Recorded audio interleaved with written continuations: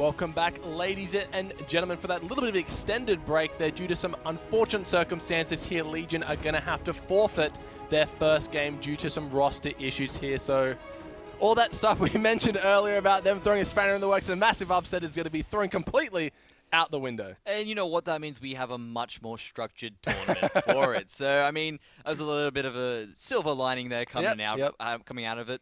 Unfortunate for Legion Gaming. Better luck for them next time. But coming up, well, that means we do have one of the title fights. Will Chiefs Black finally get a loss or a win or something just taken away from these guys?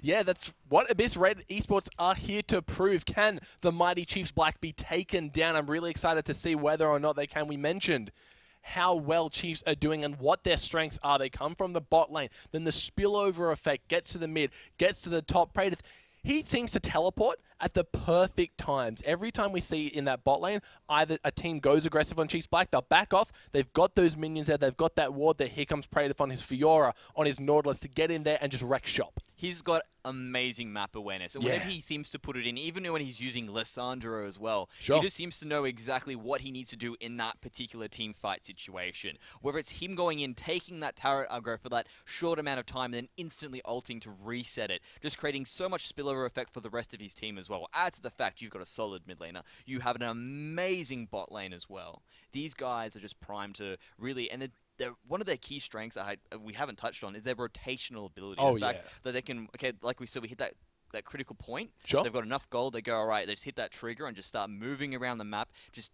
taking objectives, stripping it bare of any possible resource. It's like it's really farming season for them there, and they're just pulling out all their crops ready to go. They definitely know how to strangle their opponents out here as we jump in to pick and ban. I'm so excited, Mendrix. It feels like it's been a while since we've been here. Straight away, we see Lucian, Lissandra, and Gangplank going to be banned out. Keep in mind that Chiefs Black did miss a ban for being a tad late to the party, but they're here nonetheless, and they're ready to get it underway here. So Lucian, Lissandra, Callista banned on the side of Abyss Red. Gangplank, no surprise, can't give that in the hands of Luch. We saw him farm up a Storm, and then the Void Terror himself, Cogmore, we take another rotation. Yeah, and it's interesting to see the Gangplank ban as well, purely because he has been nerfed. They took a lot away from him. They took away the amount of gold he gets from his parlay. They took away how many barrels he has. He's only got 3 this patch. So you have to be really...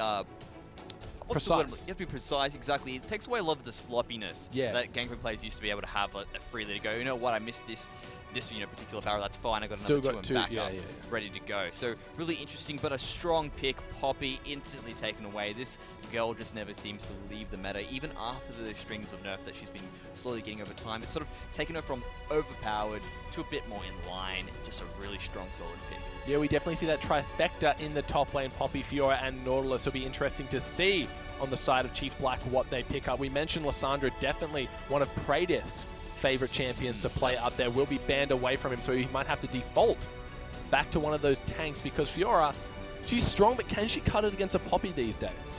She can. And it's a lot on the on Praetor. He really needs to outplay Poppy. That's the big thing he needs to look for. And the reason for that is because Poppy has the ability to stop the dashes. One of the biggest things, her Q is such a potent ability, but when she decides to pop it at the exact same time and make sure that, she can't move around, that beautiful flex pick. I love the Lulu pickup. And Gragas as well, so strong with those changes coming across with the Runic Echoes. It may have been nerfed this patch, it's no longer 10%, down to that 7%, taking a little bit away from the damage in the process as an indirect nerf. Gragas though, he's still benefiting from that little bit of extra buff that he has from his area effect damage. And I really like what they've done because it gives a lot. And Jhin, here we are. I love me some Jhin, and he's going to be locked in one of the, if not the champion that can get the highest base AD or AD in the game. Hands down, that's it. Well, we were talking about those records Riven used to get, and people used to just like look, you know, if you do this with Riven, you can get it. It's just like, not anymore. It's Jhin. He just, anything he builds just instantly converted into attack damage. And with all those strings of buffs he got this patch as well, getting that little bit of extra movement speed, you know, a little bit of quality of life changes on that deadly flourish. The fact that now he can actually take down turrets on his 4th auto attack is just brilliant for him, and it really brings him up. And then you've got the Corki as well, fantastic as a mid laner. You know what's good about these 2 ADs?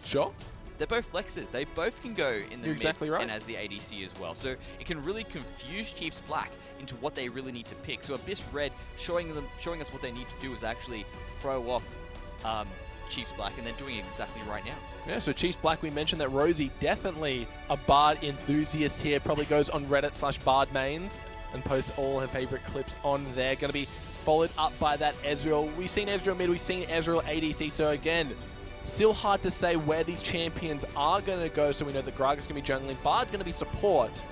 On the side of Red, it's going to be up to them to answer. Maybe an Alistar, maybe a Braum down in that bot lane. Exactly, and they do have the Braum being hovered there for Abyss Red at the moment, so it means they're probably going to default to the Alistar on the side of Chiefs Black, because he's just such a strong champion to have at the moment as well. These two guys, between Braum and Alistar, they sort of do the same thing. Yep. The difference is that you get a lot more sustain with Alistar, whereas the lockdown on Braum is a lot stronger, and seeing Sejuani is a really interesting pick as well. The problem I have with picking Braum, if you're going in the Jhin lane, you need 4 attacks to proc Braum's passive. Jhin only has 4 attacks, so and such slow time between. I'm pretty sure abilities also help. Definitely, but you'd think you'd want someone with a little bit more attack speed to kind of get the ball rolling there. That's why I really like to see Alistar, because you go in for the headbutt pole, and then you can instantly follow it up with the Deadly Flourish snare, which allows for so much damage output. But Braum without the stun and ult cannot really keep someone still to allow for that long-range skill shot to really have an effect. But it will be the Braum. No Sejuani here. It's going to be Nidalee. She's her such jungle a strong sister. pick as well at the moment. Even with the nerfs to Brunic Echo, she's still going to be very effective. Oh, yeah. And again, we're talking about these two. If you're really good with Nidalee, you can actually come out of the jungle fairly strong. Sure. And put a lot of pressure onto Gragas. So, because Gragas, he gets stronger as the game goes on, purely because of how much utility he has. Fantastic level 2 ganks. I cannot stress how good a flash body slam can be. And just locking down someone and making sure they can't escape. And with that there, it's up to Squeegee to really make sure he keeps Zahi in check. Make sure that he's not going around and just snowballing his side lanes or snowballing that mid lane. Oh, and there is going to be the last pick, Zed, locked in for Omni. Teams have been banning away Omni Zed week after week, but somehow it slips through the cracks. So that's going to be a top lane Lulu, mid lane Zed, and ADC Ezreal. So we know where all of Chiefs Black members are going. And I've got to say, got a nice team composition rounded out here. Both of these guys have great team compositions. Sure. I mean, look at Abyss Red's side. They have this sort of persona, what I'm saying, persona. They've got this sort of pseudo-siege team really strong with them. They're going, you got the siege from Corki, you got the siege from Nidalee as well. And then on top of that, you've also got a fantastic siege from Jhin. He's just amazing when he decides to drop that curtain call and really just shred team fights. Then you've got a really strong front line between them. You've got the Poppy, you've got the Braum, you've got the Braum to really... So normally if you see Braum do a very big engage focus, probably this game, with the amount of siege they've got purely from that damage, they don't really need to do that. These guys are going to be playing a lot more peel, whereas Poppy, she used to love, before the rework, she used to love just jumping into it, jumping on the AD carry. Now she tends to sit on her AD carry. Keep them safe. It's a massive, keep them safe. That's kind of what you got to do with Jhin. He's probably one of the most immobile champions in the game, only really getting movement speed off his crits that come a little bit later despite that 4th auto. So a Poppy with her ulti really helps keep you safe against any of those, Zed especially, who once the ulti... Even if you're getting knocked away as well, he's still going to be able to hit you because of how long that range is. Curtain Call is an insane move. Some of the clips... And we've seen it a little bit in NA all over the world, Jin's using it as more of a finisher rather than a way to burn down your opponent's HP bars. I'm hoping that a lot of people have adjusted to that. All over Twitter, people have been rising up saying, come on guys, you need to be starting to use Jhin ult to burn down HP, to siege these towers. It's not just a finisher despite doing that last shot being such a massive burst of damage. So it'll be interesting to see if these challenger teams are the first ones to kind of adapt that here. And it's really a massive mind game between these two teams, especially with Jhin, because what they want to do is, when they start that fight engage, they want to find Jhin. That's the first thing that's on their mind. They go, okay, so they've got the Jhin, we need to make sure we initiate, and he's the first target, he's the priority. The entire time, Jhin is looking for a team fight to start without his presence, but he needs to be in a position to actually engage. So it's going to be this massive chess game between the two teams there. As we can see, they've been brought up again. You've got Pabu up against Pradeif, General versus Zahi, Luch versus Omni, Squidgy versus Zero, and T-Gun versus Rosie. These two guys in particular, I love them. They have been in the league competition for so long. I'm really going to be excited to see how they actually go up against each other. Yeah, definitely that veteran status shining through here. Let's see if they can keep their composure and their team's head together. Leading from the support role, I love it. I love Bard. I love Braum. Again, I would have preferred to see the Alistair with the Jhin, but Braum, he brings a whole different kit to the table. Well, not necessarily in terms of knockups, but just that map pressure.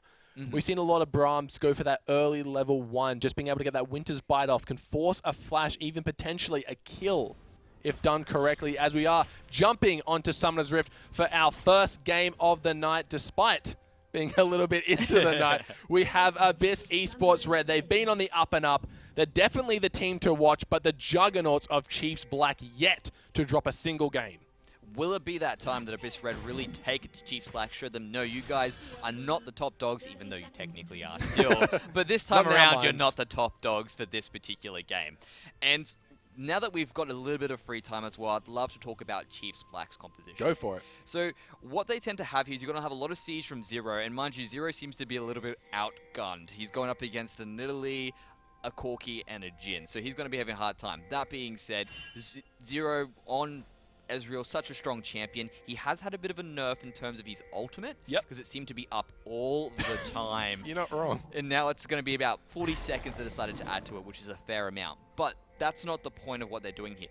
Zero is going to be looking to be a very annoying ADC, just sort of keeping everything back. They're going to have a massive... There's Omni's caught! Oh, Squidgy starts the W, forces the shadow start out of Omni. That's pretty big going into lane, especially against the range matchup of Corki. He's going to have so much trouble farming until level 2. His minions are in the lane, and look at that already. Omni going to be burning health pods as Luch is just going to be running away with this. In the top, though, we see a nice little leash out of T-Gun.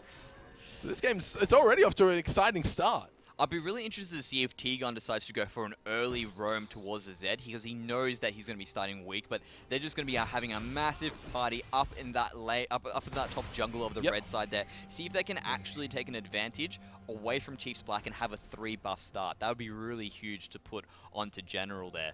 But that's going to be such a hard game in the mid. Corki against Zed is already hard. That's the fact that now you're not going to be starting with your Shuriken Pro. 0 CS. It's going to be, it's just going to be such a problem there. And as you can see, it's 0 CS already 10-0. So it's just sort of painting that lane matchup for the rest of the game. Until the late game, Omni's still someone you cannot throw out. He's amazing at picking people out, and that's why they've been banning it away from him. So maybe, Omni's up for the challenge. He's ready to roll. He needed to have a little bit of a rough start. A rough start. And Chiefs Black reacting perfectly, understanding that they were actually in their top jungle. Going to make sure they can't get that 3-buff start. Zahi manages to get his red anyway. Yeah, so we see Zero down in the bottom. Going to be getting a nice group of minions there for him. Pradeif has made his way down, so that's going to be a 3-man push onto the tower. And of course, Abyss Esports Red are going to be mirroring that in the top lane, as we see General doing his Gromp. The tower's gone about down to half. You got to remember that Jhin, he does have that little bit of bonus damage on his his autos. It's going down really fast. Yeah, they're doing a great job of it, despite having very slow attack speed. The damage just really makes up for it. Looks like they will be getting it around the same time. So basically, just cutting the map down the middle, staking their claim here. Exactly, and as you can see there as well, Zahi's just waiting to see if maybe someone decides to go quickly to it. And I love how they're actually bouncing the waves off as well. This shows these guys it's not their first rodeo when it comes to a lane swap as well. They're actually going to bounce the waves back towards Squidgy taking a bit of damage. No executes happening for him there today. But these guys are definitely veterans when it comes to lane swaps. And we talked about this before previously. Well, what do Abyss Red need to do? They need to have these unorthodox picks that will throw Chiefs Blacks off. Okay, there we go. We've got Luch playing Corki, we've got a Jhin, and we've got Nidalee as well. Massive siege competition, gonna throw them off. They need to go for a lane swap. They do not want to take on Rosie and Zero in a 2v2 lane. We've got a lane swap. So these guys are already analyzing their play amazingly and just basically doing what we said. So thanks a lot, guys. I love it when the game writes itself here in the middle lane. That early disadvantage is just starting to snowball as we see a massive CS lead here from Luch, 35 to 18. He still has 2 stacks on his corrupting potion left. Omni had to burn all 3 of his potions, and we see Chiefs Black, they're making their way down to that bottom, or at least Braum is anyway. Zero might be in a little bit of trouble. And another problem that he has there as well on top of that is the fact that Corki, although he doesn't have teleport, he's that's a beautiful unbreakable, just like not no happening. Although he doesn't have teleport, yep, he does have the care package to zoom himself back into lane immediately, or any other lane for that matter as well. So that's a big disadvantage for Omni as well, as he's getting fairly chunked out. He needs to get out of there. Yeah, it's just a great job, Luch, knowing that matchup well. And again, you got to just play it back to a really aggressive start. Squidgy, he started that deadly flourish and forced Omni out, and that's just costing him time and time again as we see Pabu making his way back to the top lane. Praetor doing a good job to keep those minions at bay. A huge chunk down at the bot lane here as Squidgy and T-Gun do their best. We saw the damage that Jin can put off on a tower here. He's already taken a quarter off it with just those 4 shots and the minion health. Yeah, just a lot of rotational play between these teams at the moment. General that he's just going to take us whatever he can at the moment. Yep. Because it's at that point in the game where the junglers are just sort of farming, and there isn't really a lane for you to gank, especially when they're grouping up 3-on-1 all the time. So that's why you've got this 0-0 score between the teams 6 minutes in. The game's been sped up very quickly, but there's you got on to Praetor. Praetor is going to have to flash General. He can't get any more damage down, but a really nice gank attempt, forcing the flash out of Praetor. He does have his teleport available should he want to come back to that lane. Omni hitting 6 first, but no, there Luch is. He did have a big minion wave. Luch, he's gone back already and bought himself that Sheen and a Ruby Crystal on the side. Omni, he smartly picked himself up that defensive item in the form of a Hex Drinker.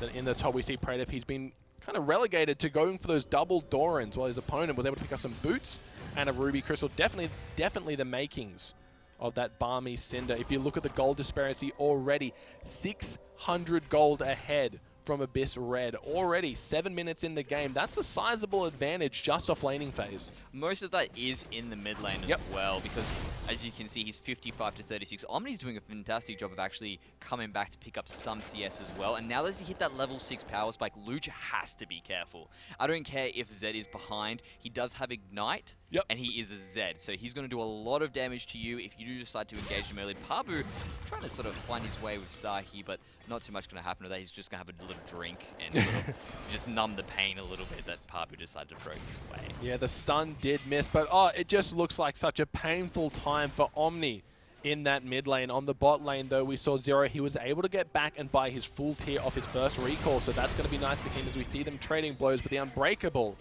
just going to do what its name entails and make sure no damage comes through that. Both the junglers such a going good back buying there, but look at General here. He's gone for that double amp tome here on the side of Zahi. He's got himself that Aether Wisp, where he's got that extra movement speed. So he's got to be careful to make sure this blue buff doesn't get stolen. He really wants to give it over to Omni, but he might be forced to take it away here. That Nidalee pressure is just too great.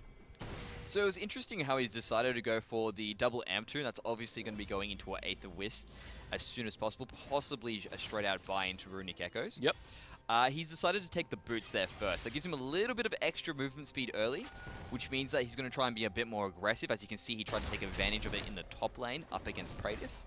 And it was actually a really smart move to sort of hang around that area of the map as well, because whenever you have these lane swaps, it tends to be the top laners who get thrown underneath the bus and sort of just going to get like, okay guys, you guys are getting nothing for probably about a good 3 minutes, 4 minutes. So they're very weak and susceptible to ganks. But Praetor's jumped back really well, really forcing cover under the tower, and Dragon going towards Chiefs Black. Looking at the mini-map, General, he's going to be making his way to the top lane. He knows how aggressive Praetor is playing, but now that the Dragon has been spotted, it is going to get taken away by Chiefs Black, who do a great rotation. So Praetor, he was playing really aggressive, forced General to make his presence known, but here he comes. Praetor in the top lane. He's got no flash. General, he's going to be pouncing on him, getting the takedown. The ultimate comes out, and that's going to be enough to keep him alive. Very well done that by Praetor as well, and it sort of got to that point where it was like, hey guys, we just took Dragon. without any contestation from General. Oh, he's probably in the top lane. I really need to get out of here. And sure enough, he's found him straight away. Instantly played it safe by popping his Wild Growth to get on out of there. So very well done by Praetive to have that foresight to go, yes, I need to get on out of here. And Chiefs Black sort of eking back into the game, taking advantages where they can, where they know they're strong. Now keep in mind that teleport is still available on Praetive. Pabu burnt that one just to get some minions. So should any shenanigans break out in the bot lane, it is going to be Praetive who answers, while Pabu is going to be stuck up there with a minion wave. In the top lane, we see 30 CS advantage. Luch, he just got donated a blue buff from his jungler, and he is just wrecking havoc. Once that package comes up, any lane he finds is going to be in a lot of trouble as Pabu forced to burn the ult to keep Zahi at bay, but it might not be over yet as Praetive, he wants to make something happen here. The flash is going to be available any second now. Zahi comes over the wall. Pabu, he might be in a lot of hurt. Dodges the Glitterlands, but the barrel's going to be there. Pabu, where are you going, mate? That should be first blood any second. Now there's the ulti as Zahi picks that one up. A little bit of overkill there by Zahi, deciding to go, you know what, just take the explosive cast. I'm done with this. And from that, I'm not sure what Pabu was thinking. He had pushed the lane up. He was out. He decided, you know what, I think I can get some aggressive wards here as well. Being a little bit too greedy. And Abyss Red paid for it. Chiefs Black straight away picking up that first kill. Yeah, so a massive back for Luch. He's able to pick up one more component and a little bit extra for that Trinity 4C. He's got the Phage, he's got the makings of the Zeal, also some boots, that Corrupting Potion back to 3 stacks. On the side of Omni, he's just sitting on the Dirk and the Hex Drinker as General. He's making his way in the bot lane here. Yeah, he's taking advantage of all the pressure that he has, and rather than having Zed home, but they're going to be going there. He's got the package as well, so engage incoming soon.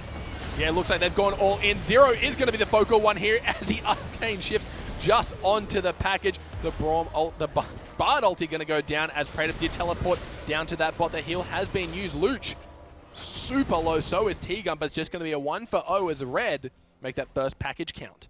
Yeah, Omni was thinking about coming down there as well, and it was just really well done by Abyss Red. They saw the opportunity. They knew they had pressure in the mid lane and that we had a package as well. And that's what players need to do. If you have an advantage, you need to be looking for it constantly. We've got the package, we've got the pressure, let's make a play in the bot lane. And you know what? They're hitting Chiefs Black where they're strong, making sure that they won't be a menace of a lane to deal with or towards that team fight era, because Zero and Rosie are always going to be strong. So if we can keep them down early with the small advantages that we have, we can really give Chiefs Black a run for their money and take advantage of this game. Yeah, 12 minutes in and Red have extended their gold lead even more, up to 1.3 now. So the first blood did go over to Chiefs Black, yet still Red getting that consistent gold, upping it every time they can. So their laners are really showing out here, and this is why we mentioned this is going to be an intense fight. Red, they've been on the up and up. Oh, does he get that away? No, Zahi going to smite that. But Red, they've been on the up and up every week. They seem to get better and better. Chiefs Black have no one to really contest them. So have they gotten better? It's hard to tell from win after win. It's hard to see improvement. So here, it's going to be their real test. Exactly, and it's gotten to that point where we're starting to hit that 15-minute mark. Chiefs Black, they're not 3k up. So finally, they're going to be put to the test. What happens when you guys don't have that advantage to just push at that particular go point and just steamroll your opponent? Rosie making his way down there. I don't like where you're at, buddy. He's got that magical journey, so he's never completely caught out of position here. Going to be going for that pink ward. One more shot should do it. He does get procced. Goes over the wall. The Deadly Flourish is just going to miss. Keep in mind, Ezreal has no summoners available in that bot, so that might be the target for another gank from Generals. We see him, though, just moving around that Rift Herald, doing a great job of getting early pressure. Still yet to get an assist, but he's gotten summoners every time he's ganked, and that's the next best thing. Yeah, absolutely there. And Nidalee now, she's just cleaning up. She's sort of done her job by initially being there towards that that particular fight. Even though Zero was blown up before there was even a chance for it to happen and for him to try and get out there. So he's just making his way around the map, making sure he keeps Zahi in check. As long as Zahi's not making moves around the map, because the moment Zahi finds an opportunity, he's going to get a kill. He showed it to us with Pabu up in the top lane. And to be fair, Pabu was being a little bit overzealous. But that's the point of what's happening now. Zahi is going to be trying to prop up his team. Nidalee is going to be scaling so much stronger into the late game because those spears are going to have so much more bite to them. Yes, the utility is strong in terms of Zahi, but you really don't have a lot of damage for quite some time. You've got a support top laner, a mid laner who's suffering at the moment, and a ADC who takes a long time to ramp up.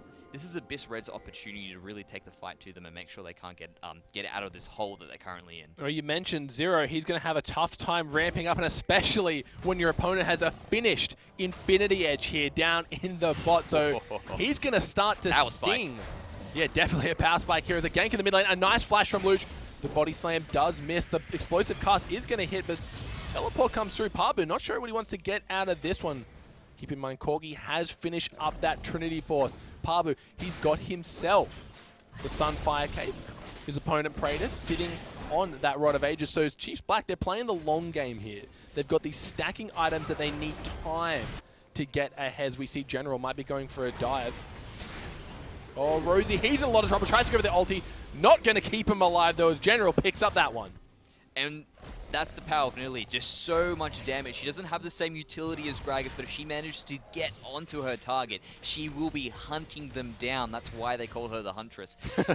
And now it's at that point where they're able to push that lane there. And even though Zahi's going to be there to sort of stop them, there's no way they're going to be able to keep it against the 3 players there, especially with Rosie down as well, as Pabu jumps onto Praetor. Yeah, they're just going to be trading a little bit of damage backwards and forwards. Pabu, he wants to get those minions, but Praetor says not without a fight. Luch here just doing a great job of keeping a 30 CS lead over his opponent. But Omni, to his credit, he hasn't died yet. He's picked himself up that Maw of Malmortis for that little bit of magic damage and a huge chunk of AD should he ever get into those danger zones, should the Hex Drinker ever pop. On the side of the junglers here, we have General. He's got his makings of a Rod of Ages. On the other side, Zahi, he's picked up those boots. He's got himself the Spectre's Cowl, so going for a little bit more tanky here on that Gragas. Yeah, and it's a really good choice by Omni to go straight for the Maw as well. The reason for that is that Corki now, he used to do true damage, now he does a mixture of magic and AD. So essentially you are building a little bit of resistances against a laner who's primarily AD. It gives you a little bit of help on top of that as well. Next thing as well is that you're dealing with General. If General does get on you, he's not just going to execute you immediately. But we've got some contention here in the Dragon at the moment. And instantly, Abyss Red give it up, go straight for that mid lane. Yeah, Abyss Red, they're definitely valuing these towers more than the Dragon because that's the second one they've given up without a fight as that mid tower does go down. All 5 members are there. Zahi does get caught. He might be in a lot of trouble. The ulti comes out. The curtain call is down. Can he pick him up? One more shot should do it, but look how much damage Red are taking in the backline. There is Omni. He gets exhausted immediately. The crit comes down. The pop's going to be enough as Omni takes out Luch. And this is what we're talking about with Omni. He is such a good Zed.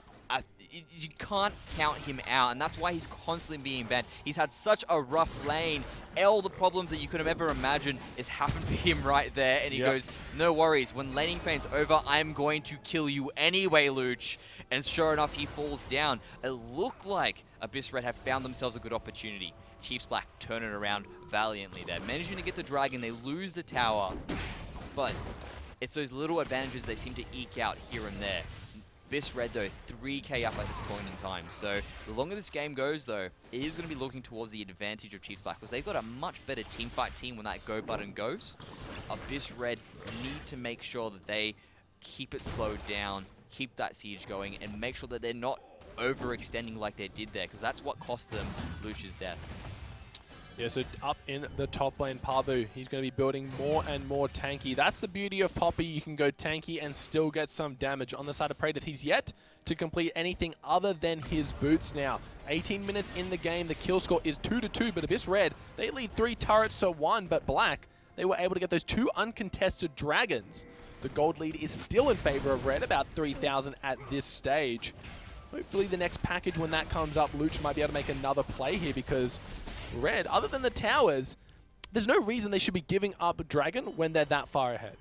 Absolutely, and as well the fact that you've got 3 Siege champions. Whenever they even try to go for the Dragon, there should be just like all the types of skill shots known to man just flying into that pit. It's not like you can really catch them out at that point in time. You've got a massive wall blocking between the two as well. But Rosie, wow! Oh, he's going to get taken down by a nice... That was completely 100-0 just from General alone. Rosie not warding without his jungler. That is It's such an issue. You got to make sure when you're going for these dangerous wards, you have support Bard, thinking that the Magical Journey was going to be enough to keep him safe, but obviously not here. As the Rift Herald does get started, General, and Luch going to be picking that one up as T-Gun just runs point in the mid lane.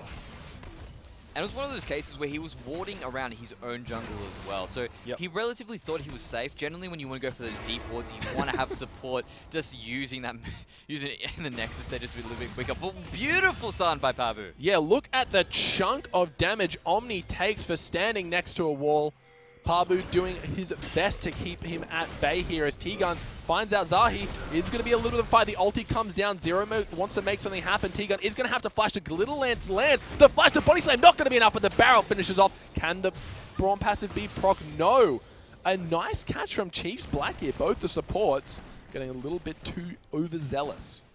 But they're losing a lot of pressure in the top lane as well. Luch has been up there the whole time going, no worries, guys, I'm going to get this. He's got the Rift Herald as well. So I'm sure they give up a kill, but they lose a lot of map pressure. And that's exactly what Abyss Red want to have. Because when they do have all the map pressure everywhere, they start a slow push in towards the late game, and they just put themselves to siege. But Rosie's going in. Yeah, the teleport. Look at the damage. He just gets taken down about 10% health. There is General on the back line. Pabu has come in, knocks them all up. Here is a curtain call, hitting 3 members. The slow is down. One more shot should do it. There it is. Squidgy from across the screen takes out Praetor, and here comes Zero. But a beautiful, what looked like collapse from Chiefs Black turns into an advantage out of Red.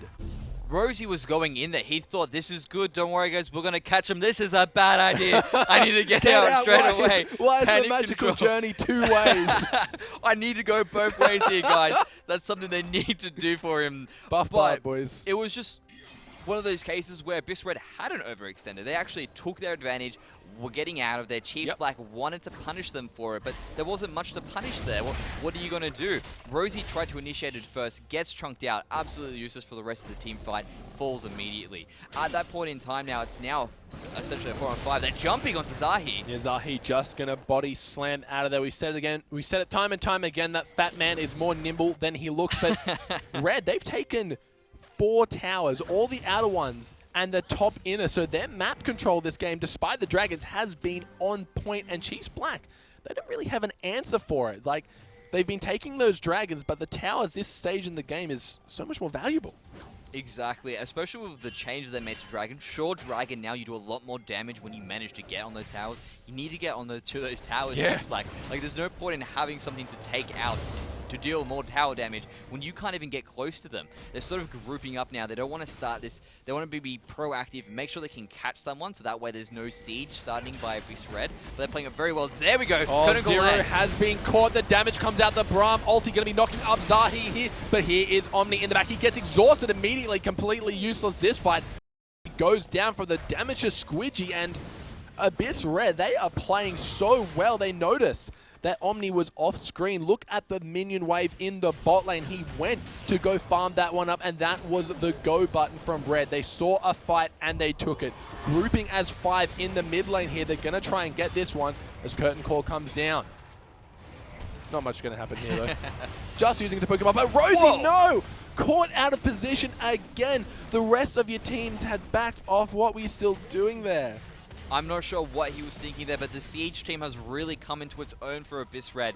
As I was mentioning before, I said there was a curtain call. It was actually a deadly flourish that had procced, and instantly Zahu gets taken out immediately from them. Abyss Red had that advantage. You had Omni in the bottom lane. These guys are going to just keep on pushing through.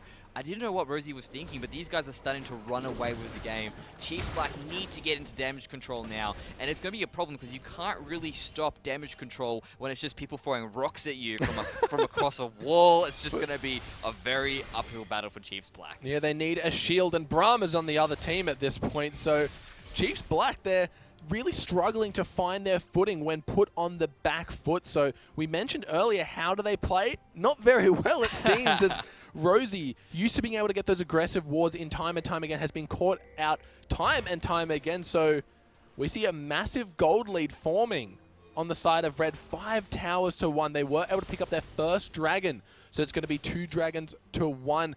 See in the mid lane, Lucci's picked himself up in an Infinity Edge. Also, 2 QSSs coming out. 1 onto Jin, 1 onto Corki. That's going to make Zed have a lot harder of a time to find someone to jump on here.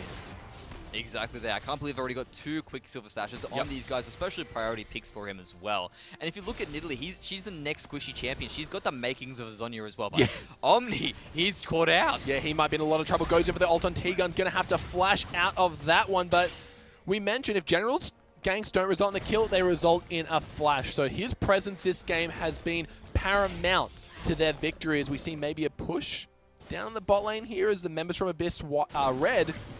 They're going to be moving back to that mid lane here as the aggression from Black. They noticed that they needed to put some pressure down on this mid lane, but look how far ahead Red are. They can just bully them off the minion wave. Luch, he's able to clear it with no effort at all. Looks like they are going to be checking that Baron. It's never hard to be better safe than sorry here as they make their invade into the red side jungle. And now it's just about them establishing control. They want to make sure they've got that entire side lit up like a Christmas tree. Because the moment they see Chiefs Black have decided to put 1 point of resource too far out, they're going to jump straight onto that Baron. Just snap it up straight away. And now you've got such strong there. But Luch, he's caught out. Oh, he is going to be caught out and killed immediately. Squidgy going to be the next one to follow. The flash shouldn't be enough as a magical journey comes through. But a nice Braum ulti to keep them safe. The Unbreakable has been used. Squidgy, though, in no position. Omni over the wall looking. Doesn't have that ultimate available. The Bardock gonna miss, but Squidgy, he dodges the body slam. Gonna be using the cleanse to get out of that one, and despite what looked like a bad position, Abyss Red, they only lose 1 player. And Chiefs Black. Oh, Rosie! But Rosie, no! They answer with a kill of their own. That curtain call, you can never count it out. Living true to the name, everyone thought the fight was done. But you know, Jin, he's won for theatrics here. Brings us back into it with a beautiful pickup onto Rosie. That was a consolation prize for Abyss Red there. Perfectly done by him to really show us how you're supposed to use Jin, whether it be in the beginning of a fight or the end of a fight. You're going to get a kill out of it. Chiefs Black managed to get themselves a little bit of extra control. They thought they had the chase there, and they really did, especially after taking out one of the strongest members, Luch, there. And as I mentioned, Abyss Red, what is going to be their downfall? If they overextend, if they overreach. They were trying to establish control in the jungle, make sure they had that perfectly set up. But Chiefs Black were waiting in the shadows for someone to be, I guess you could say, the weak one away from the herd. Luch was the guy that just, he happened to be, but they're going into it again! Oh, Zahi, he might be caught out here as one more attack should proc that Braum passive. The Ezreal ult comes down. Squidgy did get hit by the death mark, but Pabu's in a lot of trouble here as Omni. He should fall any second now. The Wild Growth comes out, but Praden gets taken down by a nice leap combo. Just so much damage on the side of this red squad. And that's what happens when Chiefs Black engage and then they don't hit the mark. Abyss Red will kite back and they will do so much damage to you because these guys will be throwing massive boulders now. We're talking about rocks there, boulders now being launched out of catapults, just hitting everyone. Rosie chunked out, and now the siege is well and truly underway. You need to watch out because all the infrastructure has been taken down now as well. Now it's left for them to crack in the nut that is Chiefs Black. They've only got that little bit of their own base left and only their minions to give them some form of vision. But now it's up to them to ward up their jungle, make sure they can find that pick again. If they manage to get Luch, if they manage to get Squidgy, that's a lot of damage lost by Abyss Red. That's Chiefs Black's way back into this game. They really need to find that pick and then capitalize on it. Maybe take the Baron, maybe take another Dragon. They do have 2. They can try to go for that 5-Dragon game because even though Abyss Red are going to be scaling fantastically in terms of the amount of damage they have, they are all squishy, except for Pabu. But, you know, and T-Gun, arguably. But those 3 damage threats they have are going to be so easily destroyed. We're talking about them being lit on fire, and it's like kerosene is on top of them, just gone away. But Chiefs Black, they're still being aggressive. Let's see what they can do. Yeah, they've made their way to the mid lane here as Pabu just going to be charging in heroically to save the tower. But let's just, while they're just poising around this mid lane, we'll take a step back and look at the gold advantage. 10,000 gold in favor of Abyss Esports Red. Chiefs Black have never been put this far behind in a game to date, so they're really struggling what to do here. A little bit of taste of their own medicine there.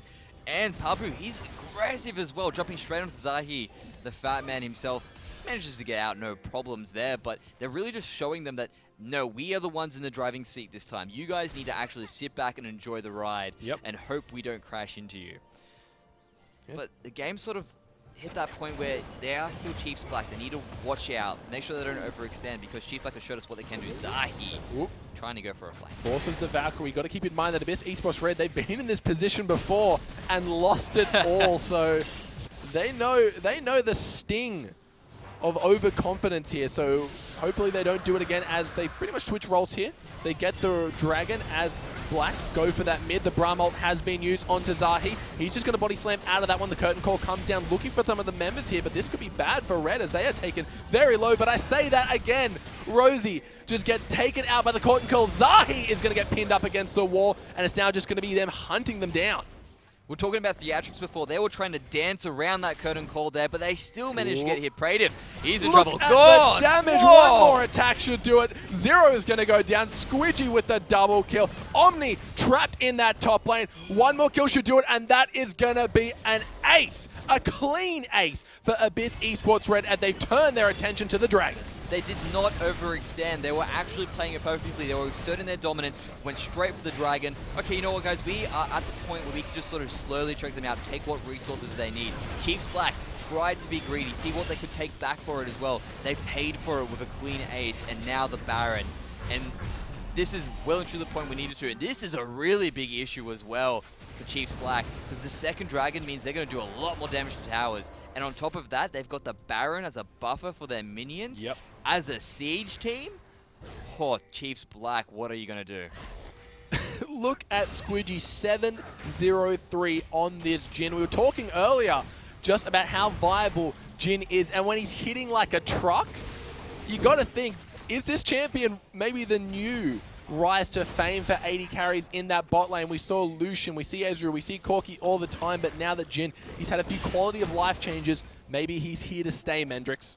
Maybe he is here to stay, and he's going to be sitting there dropping that code in every single time that he possibly can. And it's going, guys, I'll see you guys next Tuesday. The show is always open.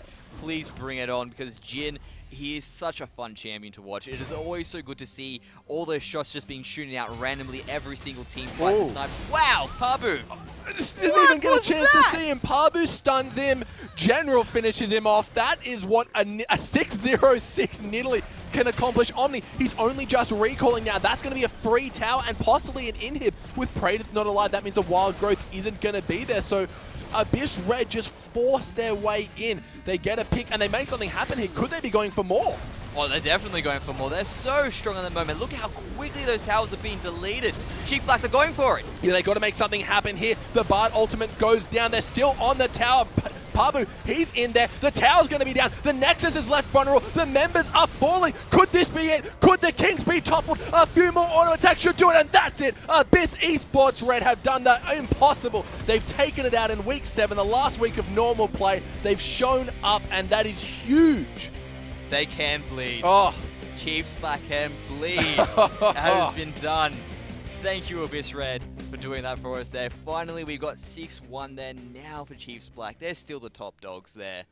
But Abyss Red taking it to us, giving us that massive upset that we've been looking for. And to be honest, we were talking before about how success can make you blind, how you can't see your weaknesses. Sure. Well, you know what? What better time than just before the finals to get yourself something to learn about? To make sure that you go into it stronger as well. Red, they've been on the up and up. Every single game, we've seen them just come out swinging. Every single game, they learn from their mistakes and they get stronger and stronger. And it has all come to this point, taking out Chiefs Black, the top of the leaderboard, 6-0 now, 6-1. Not that perfect streak. It's got to sting the pride just a little bit. Yeah, the dream is dead, but it's got to sting that pride just a little bit. First place is nice, but perfect record is a bit nicer. Oh, definitely. And it just looks so pretty as well, because you just go like, yep, sweet, everything's fine, but finally they get toppled there. And as we move into the good old standings for tonight, Abyss White versus Fortnite coming up next. We will be having Preacher and Hysterics taking the helm there for that game. But it's a hard game to follow, Mendrix. I mean, it's just impressive what came from Abyss Red there. They finally took out the Titans, the guys that were on top. It just seemed that they could never have a weakness, and they finally showed them where they do have it. If you're behind, you struggle. We found out what's happening, but the thing is that they're so good at making sure they're ahead. Yeah. It is not exactly the worst weakness to have. No, I'm sure even from that game alone, they were going to be able to pick up a few weaknesses here and there. We saw a couple of catch-outs. Chiefs Black, they're good at kind of finding the weakest link and trying to break that off the chain to maybe cause a little bit of turmoil on the side of red. But they didn't crack once. You saw in the top lane, it looked like 4 men just basically coming up to destroy poor little Corki. There's a teleport. There's a down to 10% onto Rosie, and they turned that one around. And Chiefs Black, they tried to play their game, but it just doesn't work when you're that far behind. Exactly, and they did have a very unorthodox team. Normally when you go Siege, you normally have like 2 Sieges. Yep. Or you have, the double AD, it seems to be the standard coming across. Well, you know what, let's take it to the next level. Let's have 3 that can Siege amazingly. And then on top of all that, like, General was just playing perfectly as well. Yeah, he was playing phenomenal. Like, he just seemed to be everywhere he needed to be at the right times, even if he didn't manage to get a kill. Well, you know what? He was forcing summoners. He was forcing an ulti. He was forcing something out of them. And it just made them weaker. It let them get what they needed to. And he was just amazing. The moment that spear landed, 9 times out of 10, he was on you and you were dead. Yeah, what an epic game. It is going to be a tough one to follow, but follow it they shall. Coming up next, Preacher and Hysteric's going to be bringing you Game 3 of Week 7. Stay tuned for more.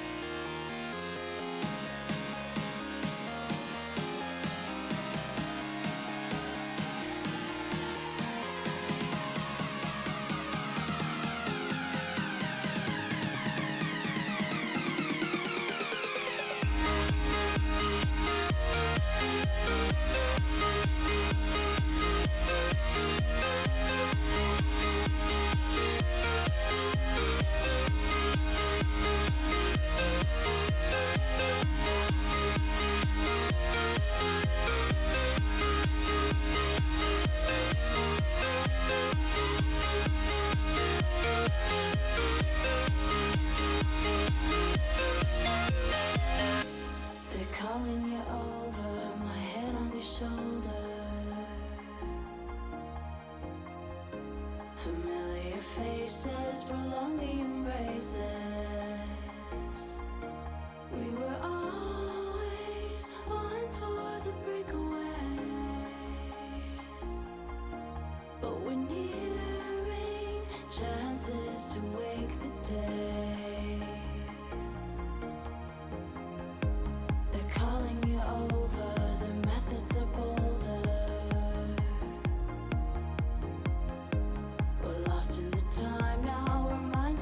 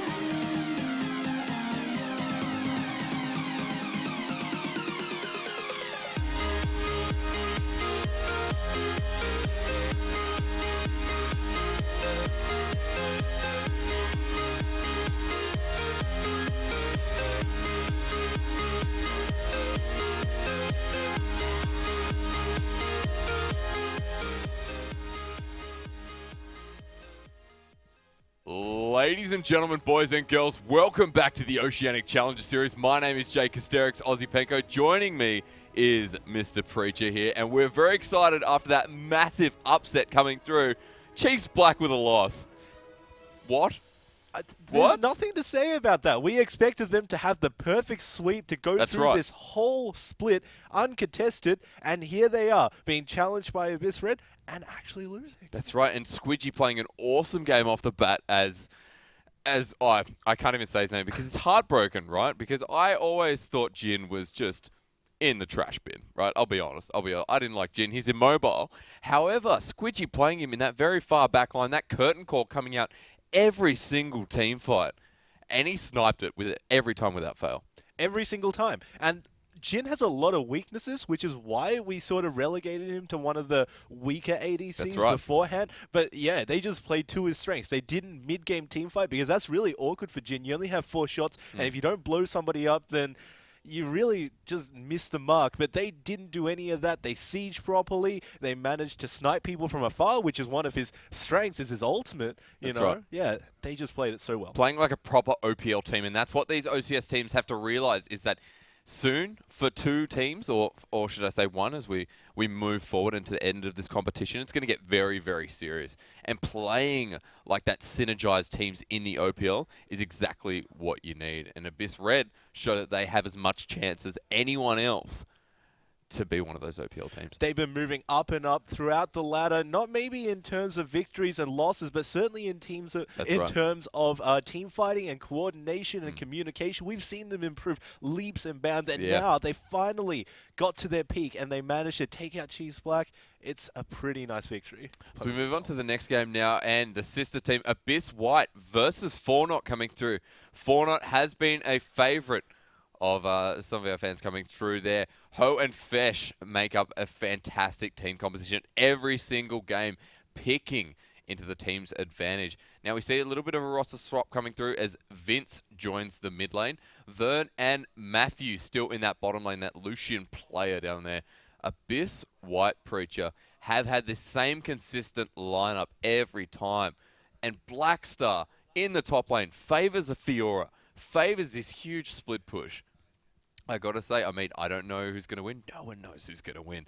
But heck, there's some pretty good teams facing off right now. Exactly, and this is one of the closer matchups of tonight because Abyss White and Fornot, they're around the same place in the ladder. Oh, yeah. Having said that, though, Abyss White last week, they've been coming down from a pretty crushing defeat, so their morale should be low. They're looking to regroup and reconsolidate themselves. On the other hand, though, Fornot, they just came off a huge win, so I'd love to see how this affects their, just in general, morale, their team coordination, their team planning before this game. I just want to see how this affects all of that. Now, of course, Fornot, I mean, it's got to be pretty crushing coming from the OPL, having to re-roster back into the OCS. I mean, it has been a struggle for Fornot, I mean, as a team name. Now that they're back in the OCS and they're actually one of the main contenders, I mean, it's got to feel pretty good knowing that you sort of have a possibility to make it. You rename yourself. Exactly, and because you renamed yourself, you got all of these new players, you got a new lineup, you say, we are really the phoenix that rise from the ashes before Dumbledore stuff coming through here. Very good. Very sneaky, but, eventually when you move stuff around and you just get the right formula, you want to go right back at it as if you never left, sort of, and just take it to the other team. So I really want to see them hopefully pull out a win, but, no caster bias here. That's exactly right. Not obvious saying, I want someone to win. No bias, no bias. It's like hitting someone and saying, no, I didn't hit you. I didn't hit you at all. Now, Abyss White, I am quite impressed with their latest performance. Even though they've sort of come down a little bit, I still think they're one of the most synergizing team comps in this competition. Now, the biggest thing I've found with teams in the OCS is they don't work well together, and you think it's a bit silly because teams should be able to work together. Of course, these Diamond Challenger teams and these huge solo queue players coming out. However, when they get into a team, it's like they don't manage those expectations. It's like they don't have a proper shot call. But Abyss White, I think, manage it quite well. It takes everyone by surprise because from solo queue, you got all these people. They're actually coordinating quite well for people who don't actually have comms. You're pinging all over the map. You're typing 2-word sentences just saying, coming top, and that's sort of really what you got to work with. And then they come into the OCS, like you said, you don't actually see a lot of teamwork, and sometimes you see more teamwork in solo queue, but Abyss White, their teamwork has been on point this whole tournament. They're on the up and up, just like their sister team. I just like to see it improve even more coming into this game. 2 wins coming out of Abyss. Can they do it? Or can 4-Not? I was going to make a joke about 4-Not. I was going to say, can they 4-Not go? No, I'm not. No. You've already prefaced it, so it's off. It's off. It's off. No, it's all right. Not as bad as Mendrick's jokes. No. But, then again, how can you get as bad as Mendrick's jokes? Well, I don't know. I mean, I can't even go there. I'm quite chicken. Ladies and gentlemen, we're just small delay before we go into the game, but not going to talk about Wukong, not going to talk about Yasuo or Urgot. Instead, I'm going to realize that top lane at the moment, Nautilus, Malphite, Fiora, not Wukong, but Fiora at the moment. Blackstar, a big favorite for Blackstar, doing so much damage. Fiora is still very strong, although having a couple of nerfs in patch 6.4. Still very strong, and I think comfort picks at the moment are really big, especially. Well, the biggest problem with Fiora coming into this patch is the fact that her her parry got a cooldown increase. Yeah. So it went from about 18 seconds to about 24 seconds, and because that's the ability that you really rank last, you're not going to get that down all the way until you max out your other abilities. That's so, right. That was really the hardest hitting nerf about her. It meant that before you could just use it on a high damage ability and all of a sudden you've just won the trade. But now you actually have to think about it and think about, do I want to do that or do I actually want to save it for some CC? Because you don't have an option to use it a second time. And that's just made Fiora playing so hard. But if anyone can pull it out, I think it's Blackstar. I think he can really still perform on Fiora. I still think Fiora is quite powerful as well, because considering that parry, as I've realized yesterday, can block an Annie-ult. So AoE can block AoE. It's not even directional. And the animation actually goes for a solid 1 to 1.5 seconds. So it can block quite a lot. Hence, Blackstar still going to pick out that Fiora, I feel. Or definitely 4-Not has to ban it away. Exactly. We've even seen that parry block out a Malphite ultimate in this very tournament. And that was so high. A bit of a joke. Yeah, exactly. I think it even blocked out a Lee Sin ult, but nobody realized because the Lee Sin ult has a bit of a small animation, so nobody realized that it happened. But we were looking over it after that. We say, wow, it blocked that out. Like we just didn't even know. And then it stunned Lee Sin and he died. That Fiora, that's just such a strong champ. That's right. And so getting banned away, I mean, that top lane is still quite huge because I feel like that's where we're going to see Ho and Blackstar kind of make impacts on the games. Of course, teleport being your standard pickup. I haven't seen anyone go the Ignite top lane yet, or, I mean, what else could you pick up at the top lane? Cleanse? Well, it actually can. We could potentially see an Ignite. I mean, I'm not going to tease you and say for certain that we will, but in competitive regions around the world, as of 6.4, we've seen a lot of Pantheon come out in the top lane, actually. Oh, yeah. And with his mobility, with his ultimate, it sort of works as a teleport. So you can just get rid of your teleport and take an Ignite, win your lane, win the game. It works just as fine as somebody with a teleport. I quite like it. And I've been seeing quite a lot of Jacks getting played up there as well. However, not too beneficial for the team, unless you're a split pushing machine, like Blackstar. I could say his name again, but Jax at the moment, I think, is quite powerful, especially that Ginsu's Rage Blade still being what it is and just like an absolute destroyer. Yeah, Ginsu's hasn't really been changed, which is the real problem with these champs. You've seen nerfs to Jax, which we don't see in competitive much. You've seen nerfs to Xin. You've seen nerfs to Kog'Maw as well. Why not just address the key problem of nerfing and just nerf all Ginsu's? champions? Yeah, just nerf every single champ who uses Ginsu's. All champions. Yeah, it doesn't really make much sense to me. They should just nerf the item and get everything over and done with. But at the end of the day, it still stands as a strong item. Jax hasn't actually been touched too much from that item. So, you know, if teams really prefer this split pushing power, who better to pick than Jax? I think Jax is actually the best split pusher in the game. I'd actually agree with that. Definitely better than Malphite, who's not as rock solid as he suggests. Speaking of which, I mean, Ho, I'm probably going to see that Malphite in the top lane. So I think we've established that top lane is going to have quite a lot of flex, quite a lot of comfortable picks coming through. And at the moment, it can be quite a slow lane. However, in the jungle, I'd like to see a Gragas pick up. I'd like to see the Gragas pick up.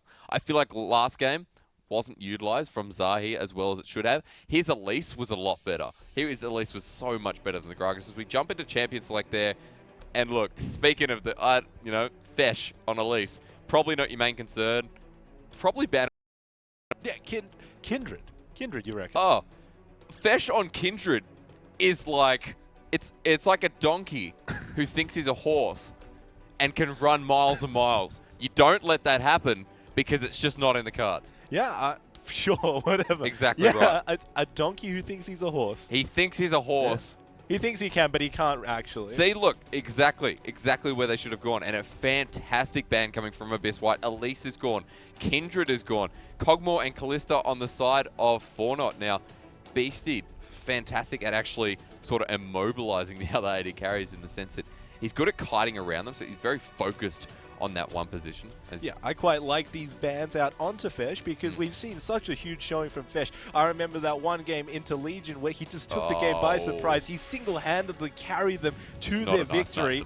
So I actually quite like the 3 bans. Oh, not 3 so far, but hopefully I think it's going to be 3 bans onto Fesh because he's been performing so much. And the problem going into Abyss White with such a strong jungle like Fesh is that Abyss White don't actually play around the early game. They play around the mid-late game, as we've seen from their statistics. They've only pulled out 1 First Blood out of this whole tournament. They've only pulled out 1, which means if they want to do something early, or if they just want to survive early and not fall behind, they need to ban out the Fesh.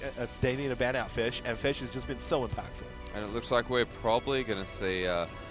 The aim on Fesh there is quite nice. However, a lot of versatility going to come from the side of Fortnite as we just wait for this ban to pass over. I believe we're just going to pass this one. And Kog'Maw and Kalista, a really nice ban coming through. And look at Gragas. Gets locked in for Monkey straight off the bat. Like we said, we want to see Gragas, and there it is. Yeah, you take off all of the strong junglers, and what do you have? You have Gragas left, but you've left one very key important key element open, and that is Fesh's Nidalee. It's still open.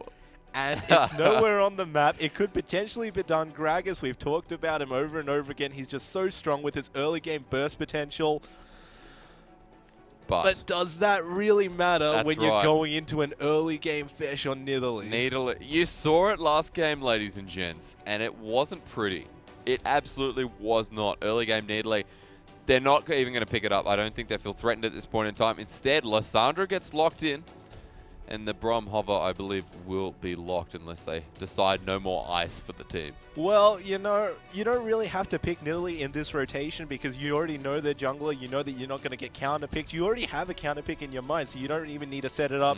You pick your strong support because, like we were talking about, a lot of supports have been arguing whether Brom or Alistar is the better support. Looks like Matthew just says, nah, get me Brom. I don't like Alistar. Get me Brom. Go for it. Well, Abyss White have that option open still as Poppy gets a very confident lock-in and Beasted on the Lucian taken away from Fortnite. So, interesting to see what Fortnite picks up instead. Hopefully to see a Vayne. A Vayne. A Vayne. I love Vayne. Do you?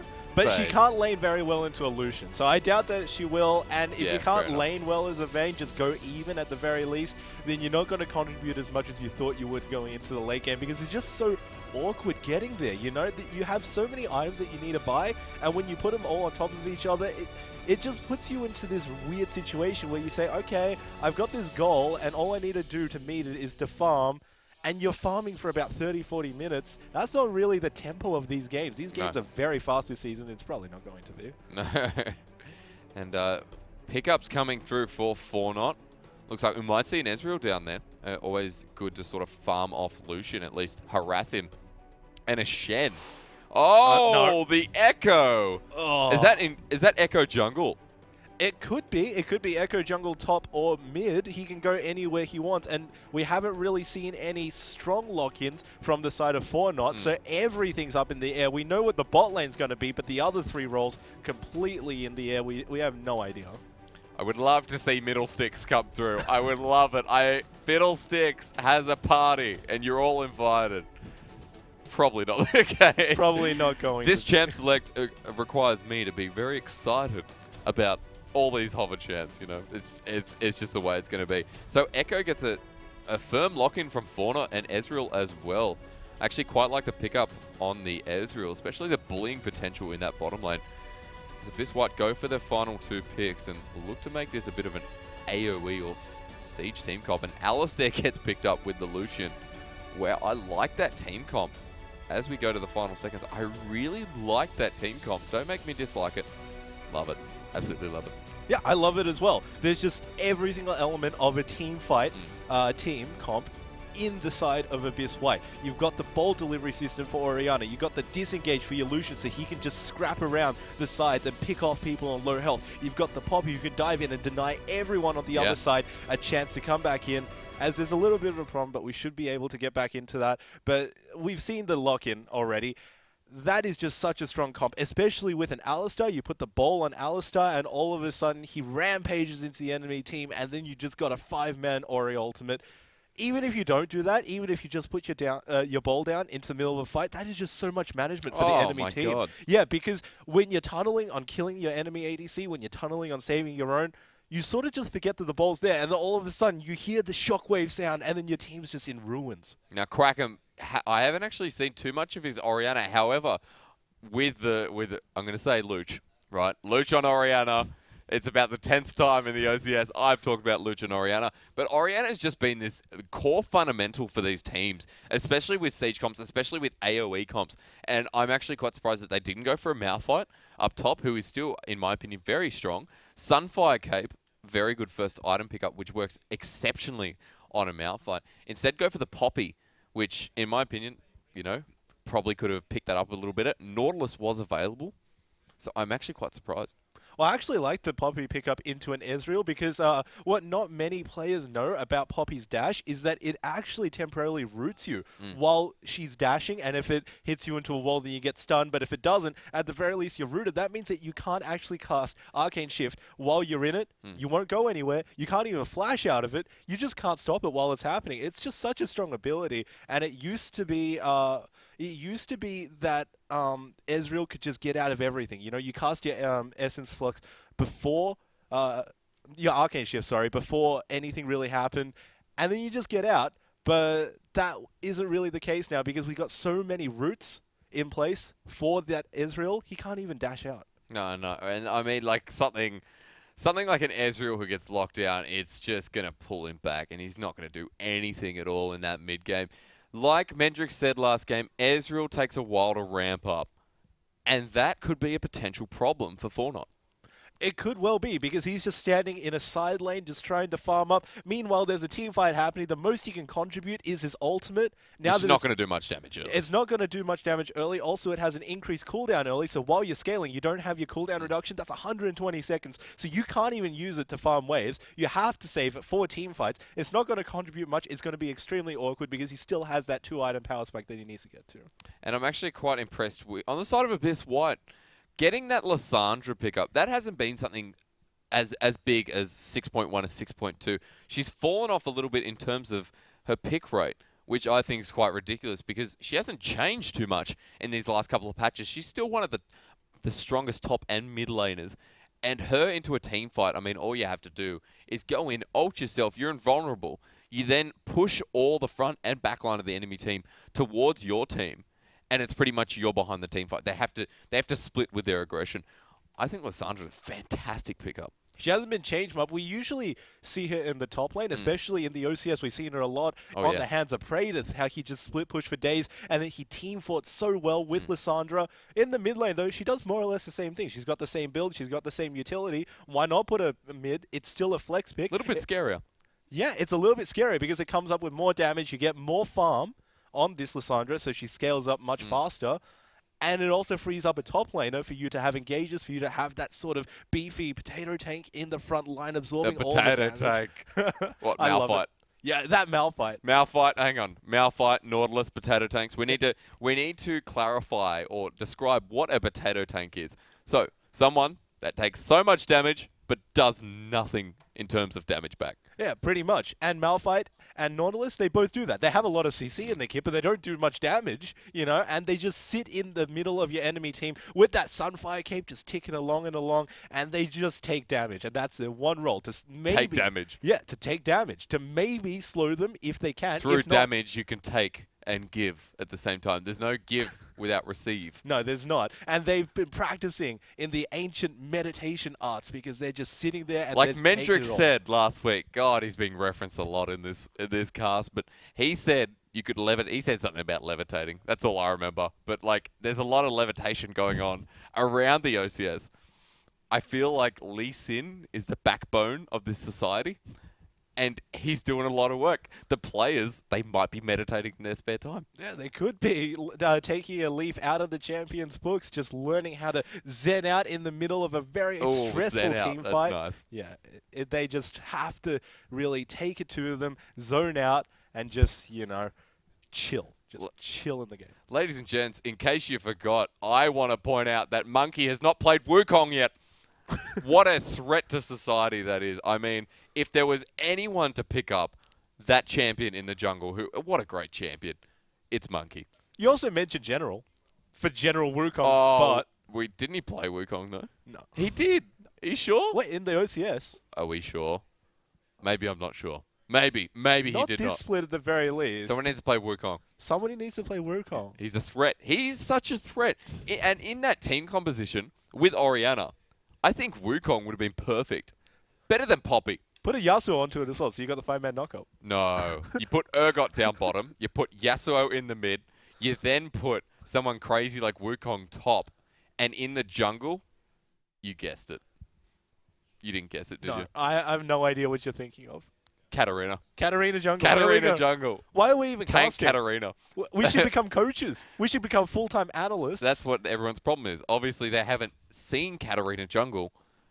They don't respect it. You're a metamancer. You need to get this out. You need to really show everybody what this Katarina jungle can do, and maybe the meta will evolve around so then we can have Wukongs and Yasuos and Urgots back into this game. Look, just a slight hint, you put Warmog's first item on Katarina, it's a lot of gold, but it's so worth it.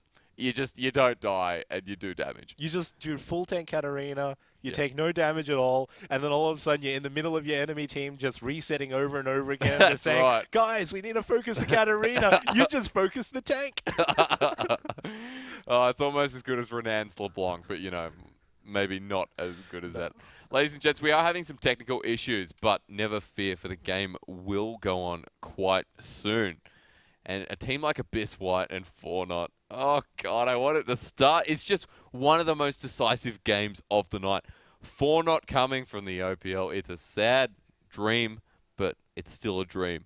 Don't let your dreams be dreams or memes. No, the flame still burns bright for them because they have a chance to make it back in. If they can beat Abyss White right now, maybe they can, maybe they cannot. I hope if they want to get back into the OPL, then this is their one chance, their one opportunity. They need to take this game by storm, and then they need to beat the playoffs. But this is really where it is. This is where that means a lot. This is where it is. You could go over there, you could come over here, you could go around, but this is where it happens. Right here. This is where dreams are made. Yeah. I need you to say, don't let your dreams be memes. Don't let your dreams be memes. Thank you very much. That means a lot. That means a lot to me. Oh, God, no. Should just get Mendrix to pop in with his, hey, guys, memes. Oh, he's getting a lot tonight. Yeah, I'm that so would sorry. be top. No, I'm actually quite surprised that we haven't seen something like in the jungle. There's so much versatility these days. Getting rid of Kindred, getting rid of Elise. I'm quite proud of that. On the side of Fesh, who is very versatile with his junglers. Haven't seen more tanky junglers come through recently. It's more about the damage these days. Exactly, and he brings that to ganks. He says, I could CC them, I could tank a couple of turret hits, or I could just straight out kill them with you. And that's really the playstyle that Fesh prefers, and we've seen that throughout the entire tournament. That's right, and his Kindred just did so much work. It was crazy. It was absolutely crazy. I mean, the damage that comes from Kindred...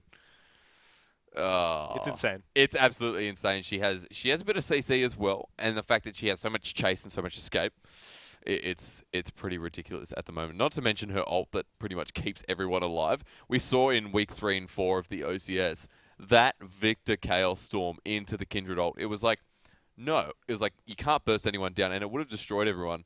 However, when Victor jumped in, it's a double-edged sword, really. Yeah. That's what's so scary about Kindred. But only have I seen Fesh kind of pull it off. Yeah, and Fesh, I think the real strong point for him on Kindred is the fact that he ults at the correct time. That's right. A lot of other junglers, they just do damage, and if you pick him up, then that's really all they do. But for Fesh on Kindred, he also has that supporty element where he defends his whole team from death, where he says, no, you guys are going to live. Get out while you can, buddy. I'm just going to hold the front line. And he doesn't even sacrifice himself. He just does so much with that champion. He does indeed. We're just going to go to a small little break. Ladies and gentlemen, make sure you stay tuned. It's just really heightening the levels for tonight. And when we get into game, the magic will begin. We'll see you soon.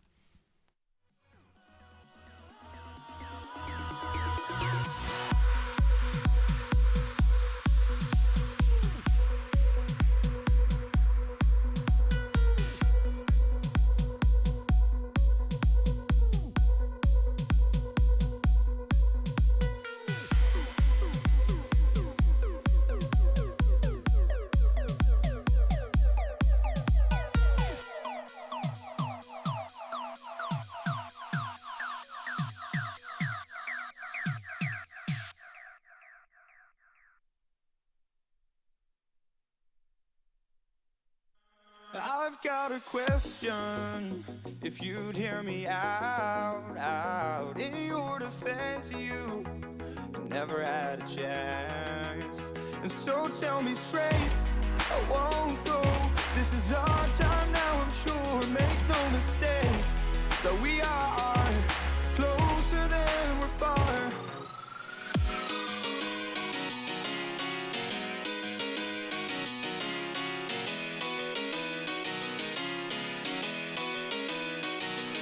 Embrace for impact, to fight your fears far. Embrace for impact, I'm the future's engineer. And baby, I'm here, I'm here, I'm here.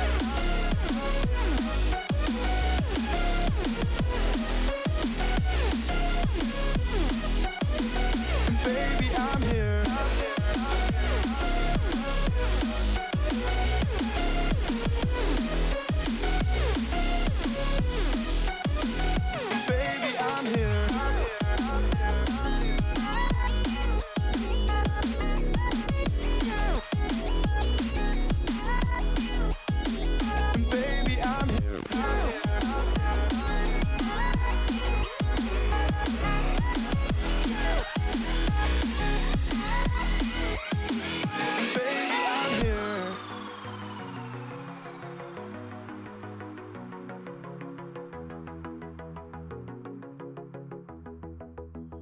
I've got a question, if you'd hear me out. In your defense, you never had a chance.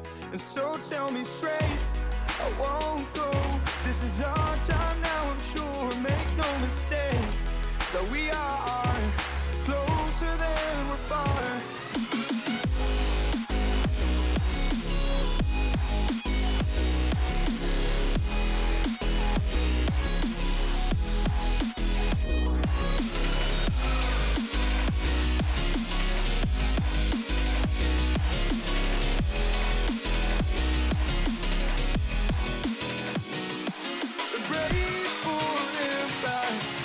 fight your fears apart and brace for impact.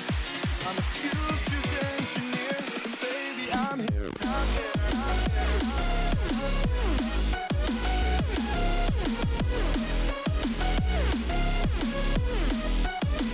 And baby, I'm here. I'm here.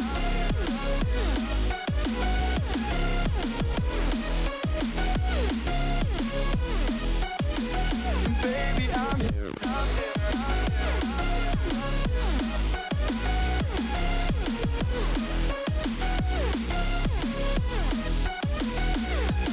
Brace for impact, fight your fears apart. Brace for impact, I'm the future's engineer. Baby, I'm here.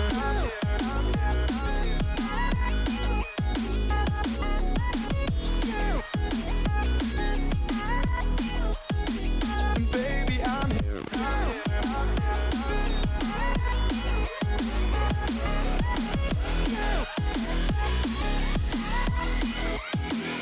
Baby, I'm here.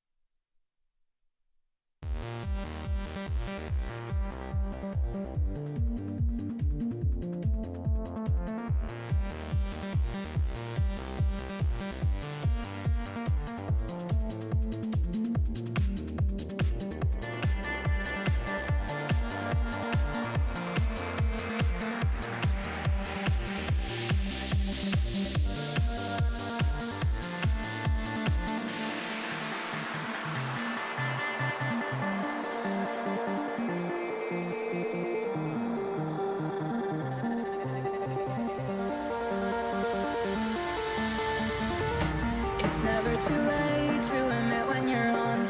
Turn a new leaf, see a new dawn. The time to decide has come and gone. Just give me a chance, we can carry on.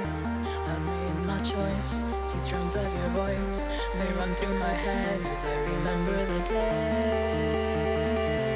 Stay in this moment.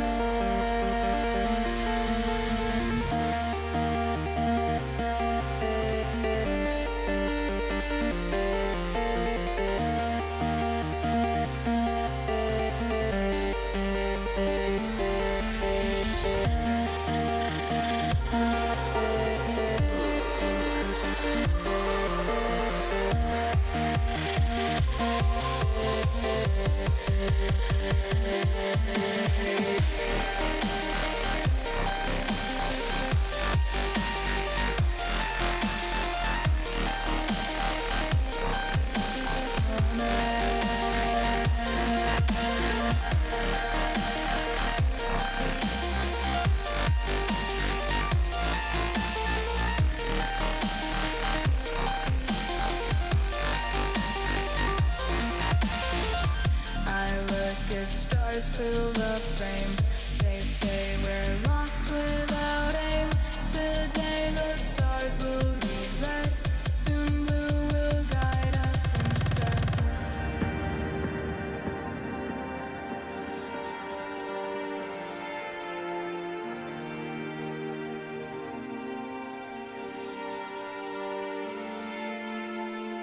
I look at stars fill the frame. They say we're lost without aim. Today the stars will lead right. Soon blue will guide us instead. I look at stars fill the frame. They say we're lost without aim. Today the stars will lead right. Soon blue will guide us instead. Catch this light of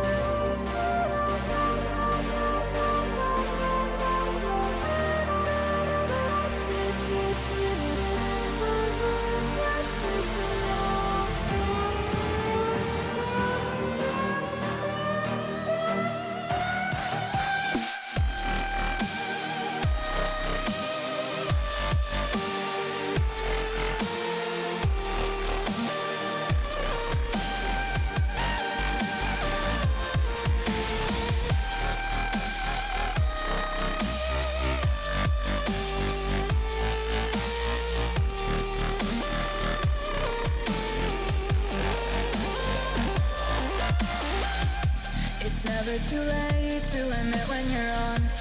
Turn a new leaf, see a new dawn. The time to decide has come and gone. Just give me a chance, we can carry on. I've made my choice, these drums of your voice, they run through my head as I remember the day. Stay in this moment.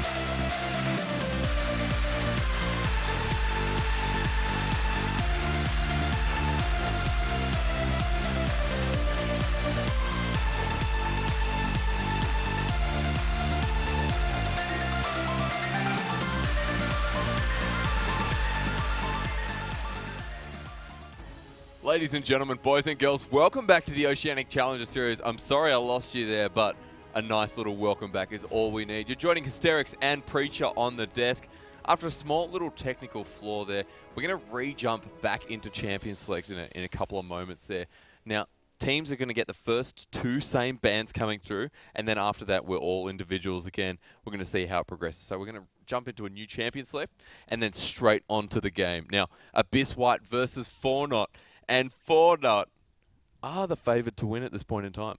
They are the higher ranked, they are the highest seed, and we've seen that they've just performed so well throughout this entire competition. Oh, yeah. Yeah, on the other hand, though, you can't take it away from Abyss White. You can't say that they've been performing badly because that's not the case. They've been developing throughout this whole split.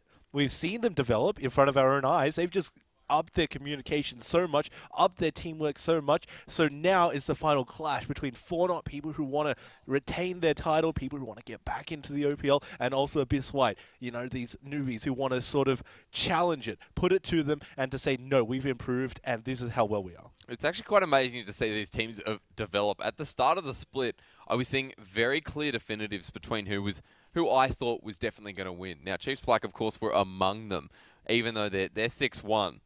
But the Abyss Red, Abyss White, Fornot, and even some other teams. I mean, Legion may not have any wins on the board, but they have developed into quite a better team than when they started. So it's really good experience to get involved in the OCS and get aboard the hype train because nothing beats it whatsoever.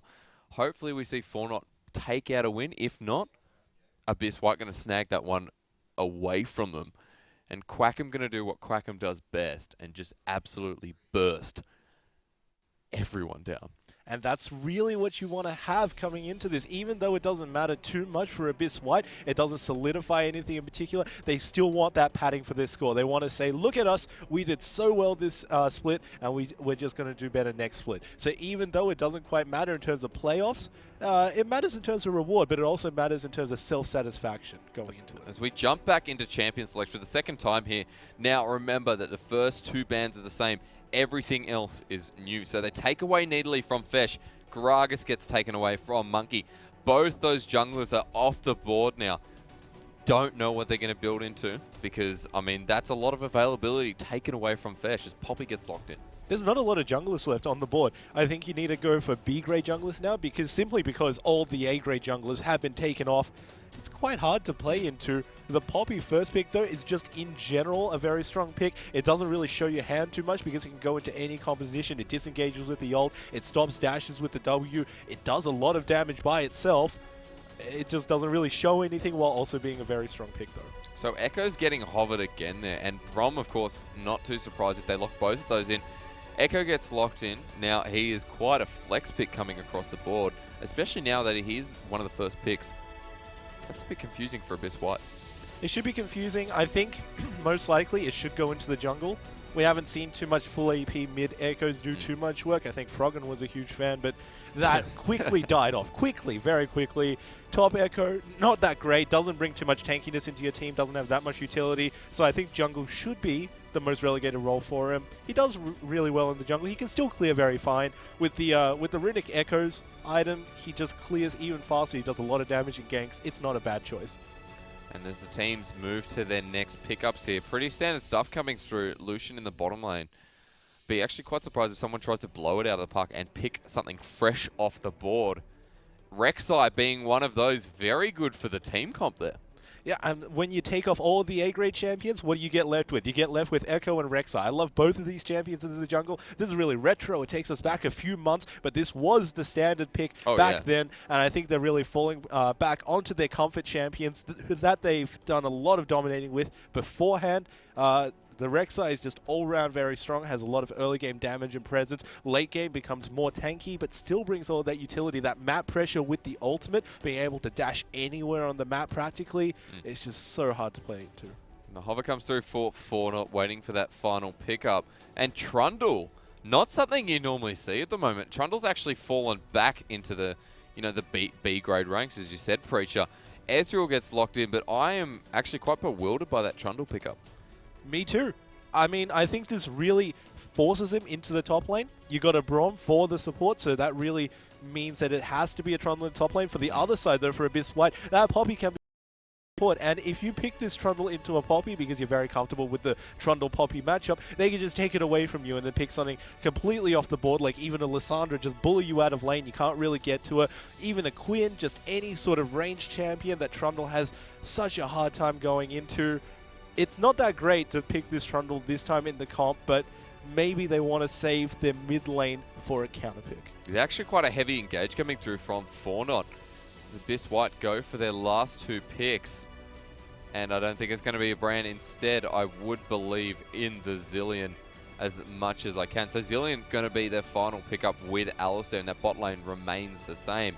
However, mid changes hands a little bit with Quackham going on the Zilean. Actually, quite. I'm not sure. I'm not sure about Abyss White's team comp. I'm not either, and they had the Orianna last time for the AoE. Which now that they have the Zilean, it's still AoE, it's just in a different form. You can still throw a bomb onto the Alistair, and you can deliver that, and then you can land your second one. You can sort of play around that bomb mechanic to get the stun off onto the enemy team, but it is much harder to pull off than Orianna. Having said that, though, Zilean does one thing that Orianna doesn't, and that's he can speed up Lucian at a whim. Orianna can, but it means that she needs to put the ball onto him, and that's really dodgy, putting your ball onto your ADC. It means that you don't have that engage for the next few seconds. It means that you don't have the team fight for the next few seconds, but at least your Lucian's moving fast. With the Zilean, your Lucian can sort of dash around the enemy team and pick off people on low health. It's just a really great comp. And we get the last seconds coming through for Fortnite. 2 seconds remaining on the Hickory Dickory clock. Wow. Okay, Azir, that's fresh. This Fortnite is just picking out something fresh. I don't know what's going on here, but this is like season 5. This is like season 5 all over again. Yeah, we just moved back in time. We got the Zilean there, and he's rewinding us. Zilean altered champ select. Zilean altered League of Legends, and now we are back in season 5. Yeah, I think it needs to be Echo. You know, like the time wizards going at each other. Echo's young because he got the power of rewinding a lot younger. Zilean is that old because he's been a lot. Hang on, I'm having time questions going through my head. Spoiler alert: they're the same person. Just different parts in time. But anyway, going back to the Azir lockup. This Azir is really great going into the Zilean because Azir takes a lot of time to scale up, and his mid game is also really shoddy. Like it's just.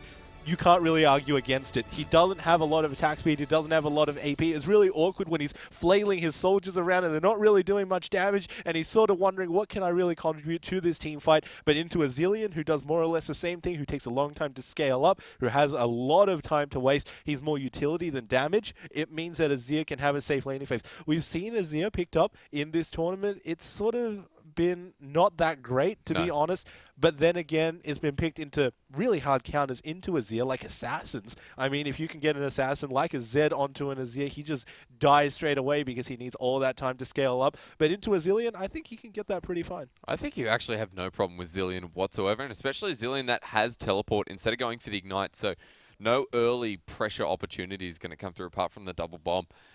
On the side of Fornot, I'm actually quite surprised. He goes for the cleanse instead, so he's going to go and disable that double bomb stun. I guess it is for a lot more than that. Rek'Sai Burrow.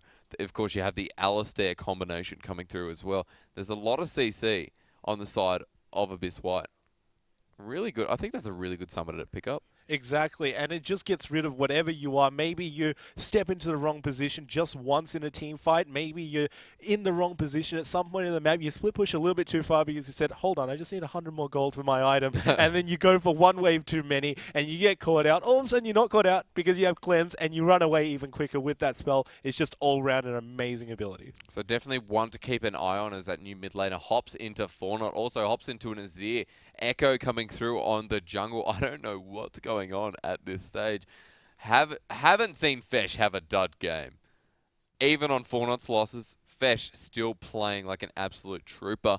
Ho in the top lane goes for something a little bit different. Trundle comes through as we jump into game 3 of the night, ladies and gentlemen. Abyss White versus Fornot. This means a lot to both of these teams. They need these points. They need these wins on the board. Who's going to secure it in the end?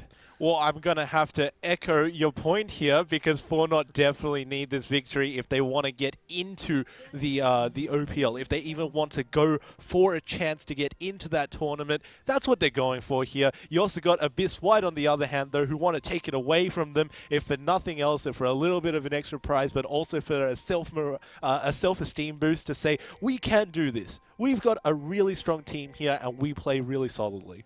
Of course, Abyss White really just in there to do some damage. Of course, pretty standard laning phase is going to start off with no one backing just yet, so I think we're going to see that Poppy and Trundle, which is no problem whatsoever. No, I feel like bottom lane is going to be quite calm to start off with as well. Those supports scale quite early.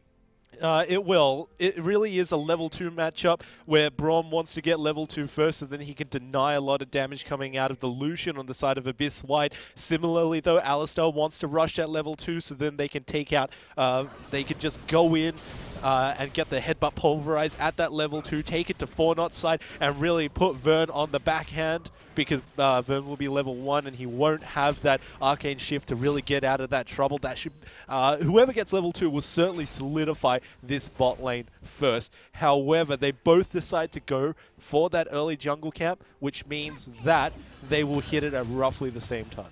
And Blackstar and Ho are just going to try and farm up. No one really pushing for that advantage just yet. BC and Rillepole get pushed back down bottom. Looks like Vern and Matthew actually have this for the time being. The ice keeps coming out, and I think Matthew doing quite a lot of damage so far. They get back into lane, so level 2 already reached by Vern, however, not sharing that with Mr. Braum. But both bottom laners from Abyss White hit 2. Matthew doesn't have it just yet, so I'm quite surprised they didn't go in on this. However, still going to keep farming off. Nothing going to happen down So the camera wasn't actually on Fornot's bot lane when they were doing that camp, but what I assumed happened, because that's the only way that it can be right now, is that Vern got all the experience by himself. So when the Gromp got low, Matthew moved away, and that means that it was going to be 100% guaranteed that Vern would have hit level 2. And what that means for them is that Ezreal could always escape out of that Alistair combination. I think that's really smart playing into this, because you don't need a Braum level 2, but you do need an Ezreal level 2. A really good point coming through there. So Vern just going to have that small level advantage as Braum going to hit him on level 3. Fesh is already mid with Quackham. Wow. Ruthless. forces a flash really early, and this is really hard to play into on a Zilean because it means he can potentially be camped over and over again, and with not a lot of movement, his movement ability just doesn't do enough and is on such a high cooldown. Yeah. Even a high mana cost at the lower ranks when you haven't got any mana going into this is just so hard to play as the Zilean without a flash in this matchup. Fesh in the blue side jungle, being a little bit cheeky with Monkey. He's already got his double buffs. Instead, actually Fesh getting invaded in on his jungle. Whoa. Vince is there as well. There's 4 men and the teleport. Preacher, I think something's going to happen down here as Ho's waiting there. The teleport comes through as well. And we're just waiting for the magic to happen. Instead, nothing goes on in the end. And Abyss White actually bring out a lot in that team fight. Teleport goes down as well. And top lane is down here for nothing. Top lane is down here for nothing. They don't really get anything out of it. As it turns out, both Poppy and Trundle decided to teleport at lower levels without their ultimates. They don't really contribute much to team fights. Poppy, all she does, I mean, she can contribute slightly more than Trundle can. She can stun, she can wall stun, she can also deny a lot of dashes. Trundle, on the other hand, he hasn't tanked up enough. He hasn't got that ultimate to steal tank. He hasn't got a lot of AD. He hasn't got movement speed. It's really hard for Ho to really contribute into that team fight. Luckily, though, no action happened here because both Blackstar and Ho, they walk out. Abyss White, 4-0, no kills on the board just yet. Not just yet, and gold is actually quite even for the time being. No turrets going down, no pressure going towards those turrets. Quackham actually going to reciprocate with Vince a little bit. Fesh, in the end, I think he did get his blue buff there, so he's back on track. Gonna lose a little bit of experience, and Monkey going to go ahead and pick up the start of his jungling item.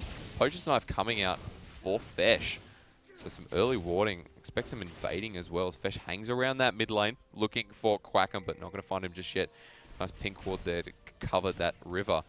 Actually going to go in and invade and try and pick out Monkey. Tremorsense going to spot him though, and Fesh is going to back out. I think he's going to go for Quackham mid. Monkey is behind though, so not too sure what they can make of this one. Vince is not on full health. If they decide to 2v2 this unevenly, it won't go well into the favor of 4-0. However, I think Fesh got caught out there because he was stutter stepping a little bit. That really triggers Monkey's passive, the burrowed sight. Yeah. Here comes again. Wow, okay, so the flash comes through. Fesh is on Vince. Vince is there. Quackham gets taken out. Vince first blood. There's the flash as well. So he's actually going to go for Fesh. Remember that Rek'Sai does so much damage. They made it a 1-for-1 trade, forcing the ult out of Vince. And wow, a bit of a misplay secures another kill for Monkey's bottom lane. Looks like they're going to engage on this. The damage is going out on Rilapol. He doesn't have his ultimate just yet. Vern doing a lot. Actually going to proc that there as he used the Arcane Shift. Monkey gets a kill on Vince, who sticks around for way too long in that mid lane. And 2 kills on the Rek'Sai. And 4-0 making mistakes way too early in the game. Unfortunate for 4-0 there because it was a 1-for-1 trade and I actually would have given it to them had that last kill not been transferred over to Vince. And that was the real big problem of Quackham coming into this. He got ganked early by Fesh, burned his flash, and then Fesh just said, you know what, I'm going to come here again because this is a Zilean who doesn't have ultimate, who doesn't have flash. He's just a sitting duck for a lot of kills. Unfortunately, though, they stick around for a bit too long. The trade-off, Monkey flashes to get the kill onto Fesh. Okay, no problem. Kill onto Vince, though. That's really surprising. He should have just gone back. Gold hasn't transferred just yet. Monkey yet to go back. However, pressing the B button now as Ho threatens Blackstar out of lane. A small level disadvantage. Blackstar finally hitting that 6. And it looks like we see Mr. Rek'Sai, aka Monkey, in that top lane. He's gone for the Bammy Cinder, so one step closer to the Cinder Hulk. Yet, of course, I've just got to say that's going to be very scary. Monkey got a small advantage. You don't want that on a Rek'Sai running around the map. He's one of the most mobile champions in the game. This is the real problem with Rek'Sai, which is why we don't call her a top pick traditionally in this patch. And that problem is she takes too long to scale. She takes forever to get tanky. Her damage falls off really fast. But now that you've got the 2 kills, you've got the tank right up in their face. You've also got the experience advantage, so you're always one up on your enemy wherever you go and gank. That's going to help him out so much. And if you get these 2 kills to start off with onto the Rek'Sai, it really moves him from being a B-grade champion right back to A-grade. So that was an amazing play by Monkey to secure himself those 2 kills. He should be alright for this jungle now. Now Monkey is looking in on Vince again. He doesn't have flash from the last fight. It's got another 180 seconds to go, but the unburrow is there, and that might be all he needs. He's waiting patiently for this one, so I feel like he might want to go in this mid lane. Fesh has full ward control of this river. Quackham going to lose some damage, or health, should I say. He's going to back out, and Monkey back to the red side jungle, and again invading.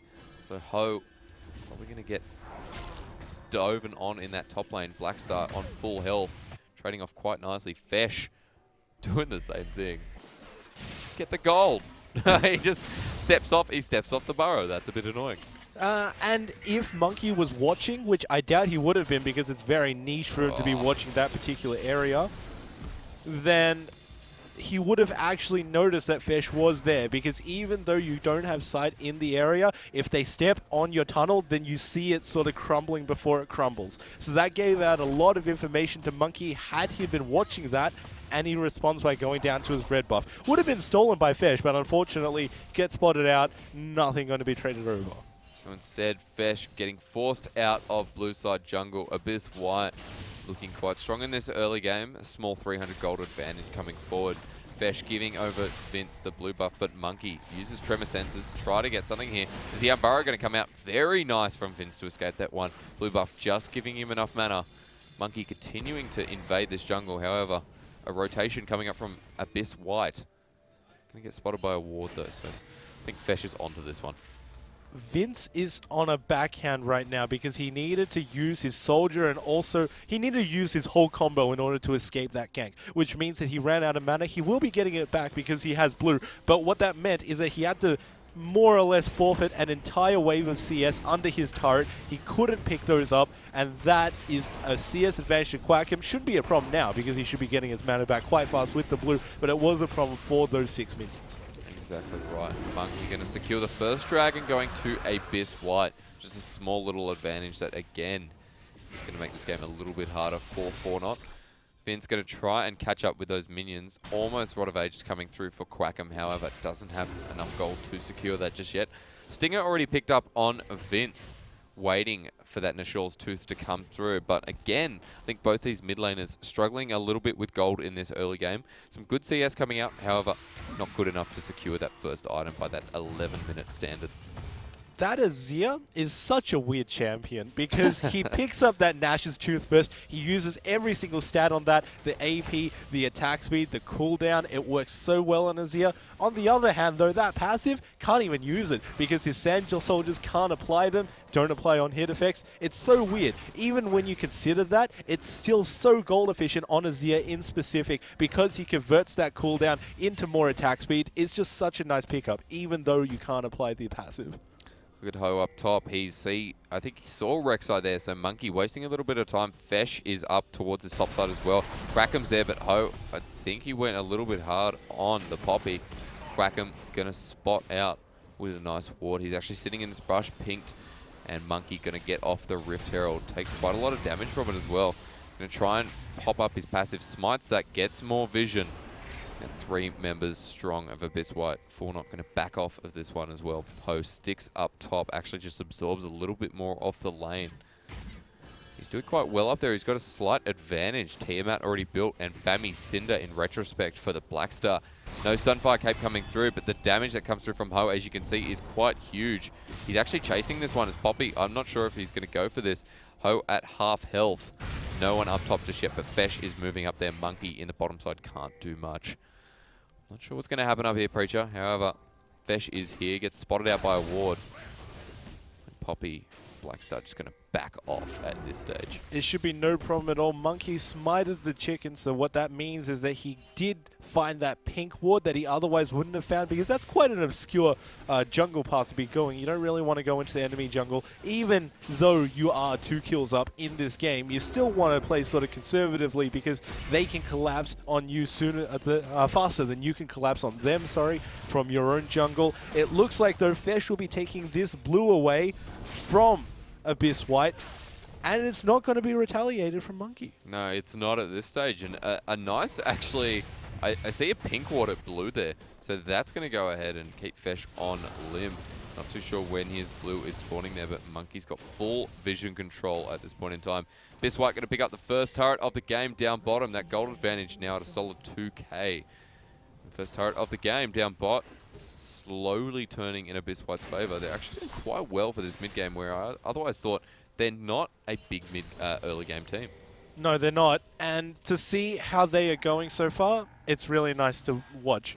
On the bottom side, though, that pink ward has been sitting on that blue for quite a while. I don't think they quite know the spawn timers because they stuck around it for quite a while. I mean, Monkey sort of was around the mid area, was posing to maybe gank Vince if something were to happen in the mid lane, but Vince is playing so defensively now, and in the end, all of his waiting for that blue came to no fruition because that blue didn't spawn fast enough for them. Beastie moves top and decides that this is going to be the next lane for his solo farm. The experience is going to be very valuable to that AD carry. Blackstar and Monkey moving towards the Rift Herald. Ho not going to be able to contest this one. In fact, just a bit of support from Reelapol to come through to secure that. And first Rift Herald, or should I say the Rift Herald, goes over. Interesting to see who they give it to. So they give it to Blackstar against Ho, so quite nice to sort of push against that Trundle. As everyone moves top, and now it's 3, or should I say 4 members strong with Monkey moving towards their Ho, just going to back off.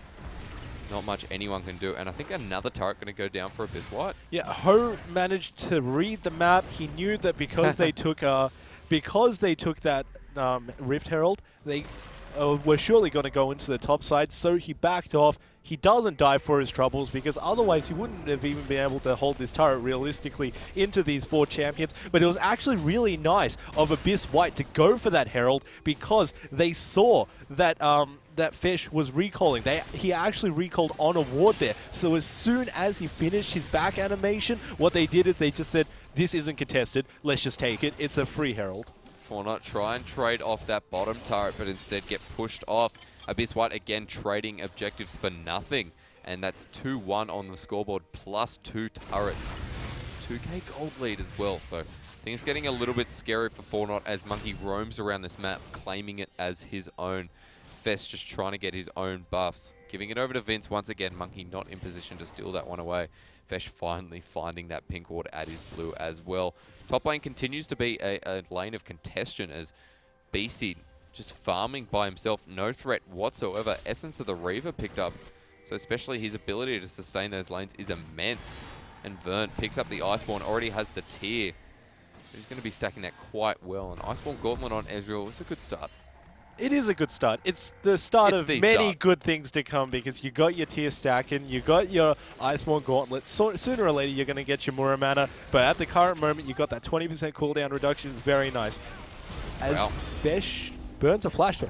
No, I think Beastie actually forces the flash. You're exactly right. And Beastie to Reelapol, they're still sticking around for this one. Ho was ready to go in at any time. That mountain just zoning off so many individuals. Blue side not in this top. Instead, Monkey moving towards the dragon while Quackham just wave clears.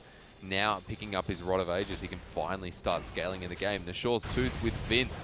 All these lane opponents are actually getting their items pretty much at the same time. So anyone's game at this point in time, but Abyss White, again, objective control is absolutely obsolete in comparison to Fortnite. The best. It's the best, and that's a free dragon going over to Abyss White. So I was about to condemn them earlier. I was going to condemn both sides, actually, because around the top lane scuffle that we saw, there weren't any wards around the dragon area. Neither team knew anything about that dragon area, which is so volatile because you get the global cooldown. You know when dragon's been taken down, so you know when the next one's coming up. It's ticking down, and with a minute to go, they still had no vision around the dragon. Abyss White took that with no vision around the area to sort of be that buffer zone to say this is safe, we can do this dragon, but they pick it up anyway. I think there's one condition in which you can sort of leave the vision around dragon uncontested, and that is when you are pushing so hard into the top lane like Abyss White was doing. Quackham continuing to farm, going to head back now and try and build towards either a Morellonomicon or something along those lines. Pretty standard itemization coming out from Zillion. Abyss White move middle, and the pressure continues throughout the map. Not sure what's going to go on with Fortnite. However, wow, Beastie doing quite a lot of damage against the Brom. Remember that Zeal gets picked up, so closer towards his second item at this point in time. With Rek'Sai, you normally see his tunnels progress towards the other side of the map when he's doing well. However, Rek'Sai actually playing quite defensively in terms of his tunnel placement, invading quite a lot, so he doesn't have as much mobility in the enemy jungle as I would think. However, Mr. Rek'Sai is warding up a storm. He picks up the Sightstone to sort of neglect the poacher's knife to come through.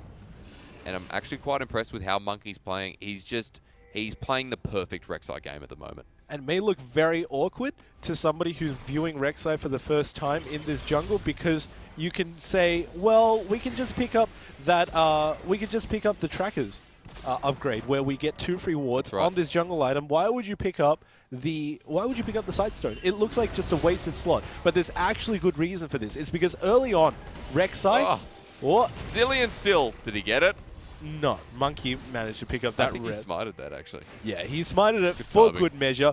But Monkey, he knew that his passive was enough to pick out the enemies early game, and he didn't need those vision wards. He just needed to be around them, and if they moved, then he knew exactly where they were. And he opted for more damage first, but here's the fight. Oh my god, a fight. It's an absolute massacre as Ezreal comes through. Fesh has to back out, but Blackstar's on him. There is the time one, but it doesn't matter because I think Abyss White have just crushed this team fight. The dreams of Fornot have been shattered, and another turret goes down. However, ladies and gentlemen, Abyss White in this fight, in this game I should say, are so huge. And with these death timers, even early on in the game as we are, that means that 2 turrets are going to be taken down on the side for Abyss White. On the side of Fornot, they must be reeling from this because it means that they have to play defensively. They're down by so many turrets. They're down by 4 structures. They're down by 2 dragons. This is so hard to play into, especially with a 5k gold deficit as they are. This is just so hard. BC still in the top lane, has the support of Monkey behind him. Fesh got absolutely chomped in that fight. Or I guess I should say that he didn't die in the end. However, Fesh forced to use everything, gets zoned out, not able to do anything for the carries.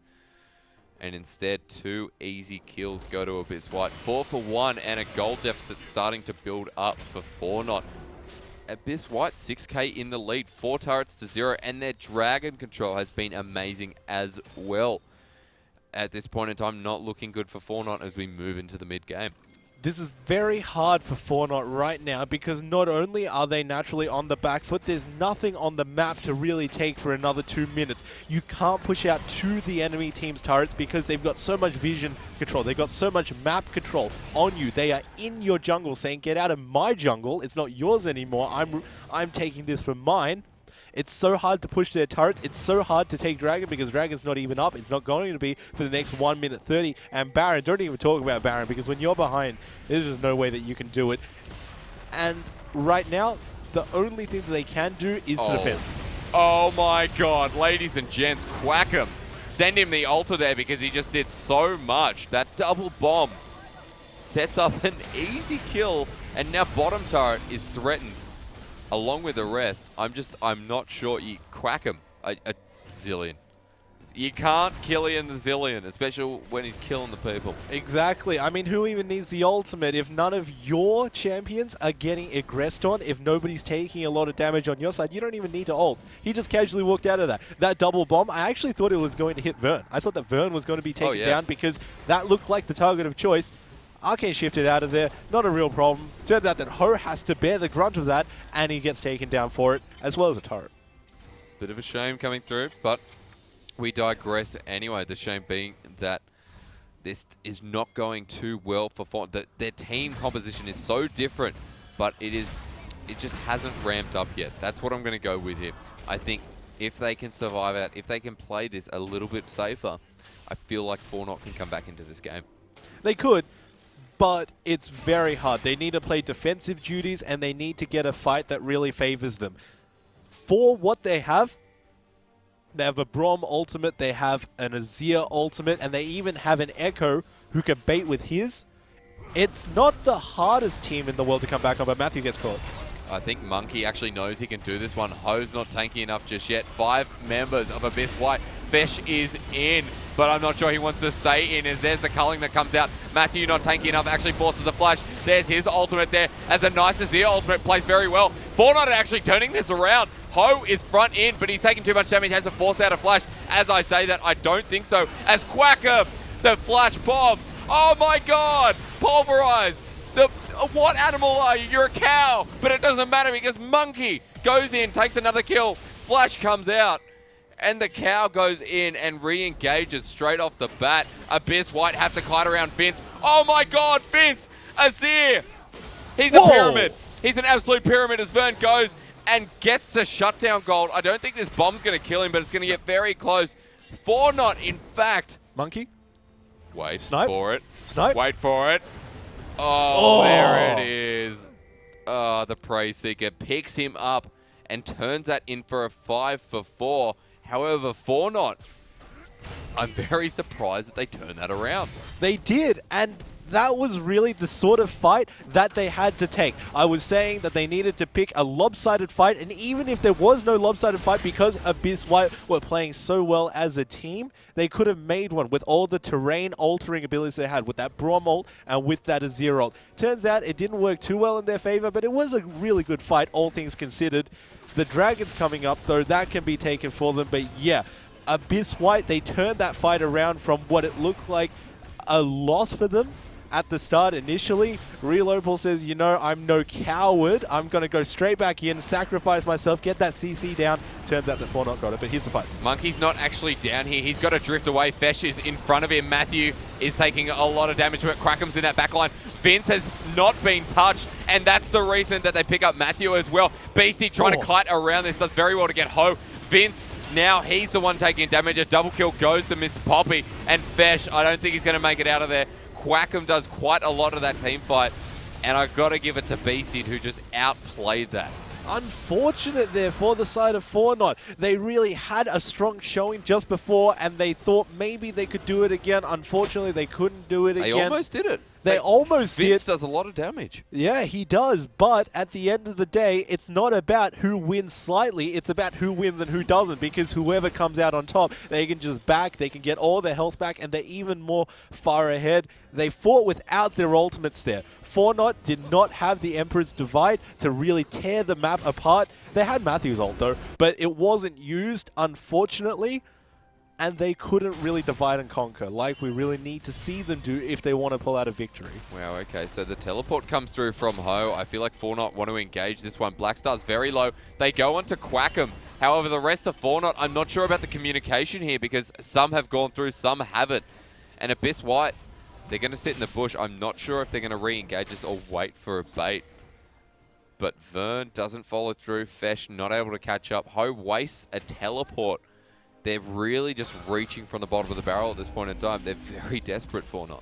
Fortnite depend on Fesh to get that early game advantage because when they have an advantage, they steamroll over enemy teams that we've seen in the past. The unfortunate side to that composition is the fact that if you don't get that advantage, like we see in this game, what happens is, you know that tilt that you get in solo queue where you lose a little bit, so then you say, okay, I just need to get a couple of kills and then I'll be up, right? And you just end up 0-3. This is like that tilt, but on a team scale, and this is another fight. Ult comes through from Matthew, wasting that away. Rilipol gets the pulverized headbutt combination. Quacker misses that bomb. There's a true shot barrage coming through down the middle. But all Abyss White need is really a double bomb. Quackham's very confident at getting at this mid-game stage. A lot of kills going across the board, however, Abyss White controlling that scoreboard quite easily. As Cullen comes through, there it is, and Ho's into the fight against Beastie. But I just think Beastie's doing way too much damage. Fesh now trying to rely on the Braum shield, but Braum himself can't rely on himself. There he goes. There's a double kill coming through from Beastie. Vince trying to defend this one, or at least get some sort of participation. Doesn't.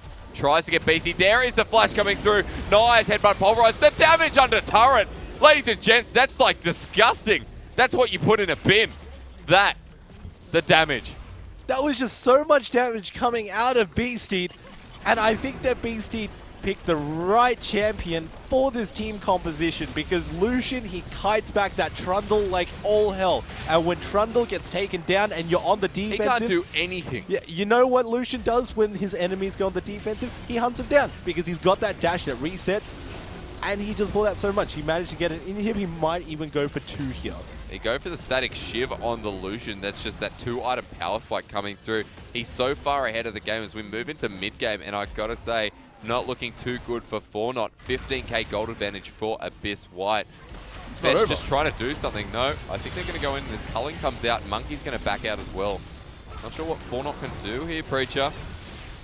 Looks like they want to defend, but Blackstar's taking quite low. Oh my god, actually really good damage coming out, but the Zillion ult on Blackstar, he's now full health again. That's not what you want, is Zillion's bombs. Wow, doing actually quite a lot of Fesh, who's getting quite tanky.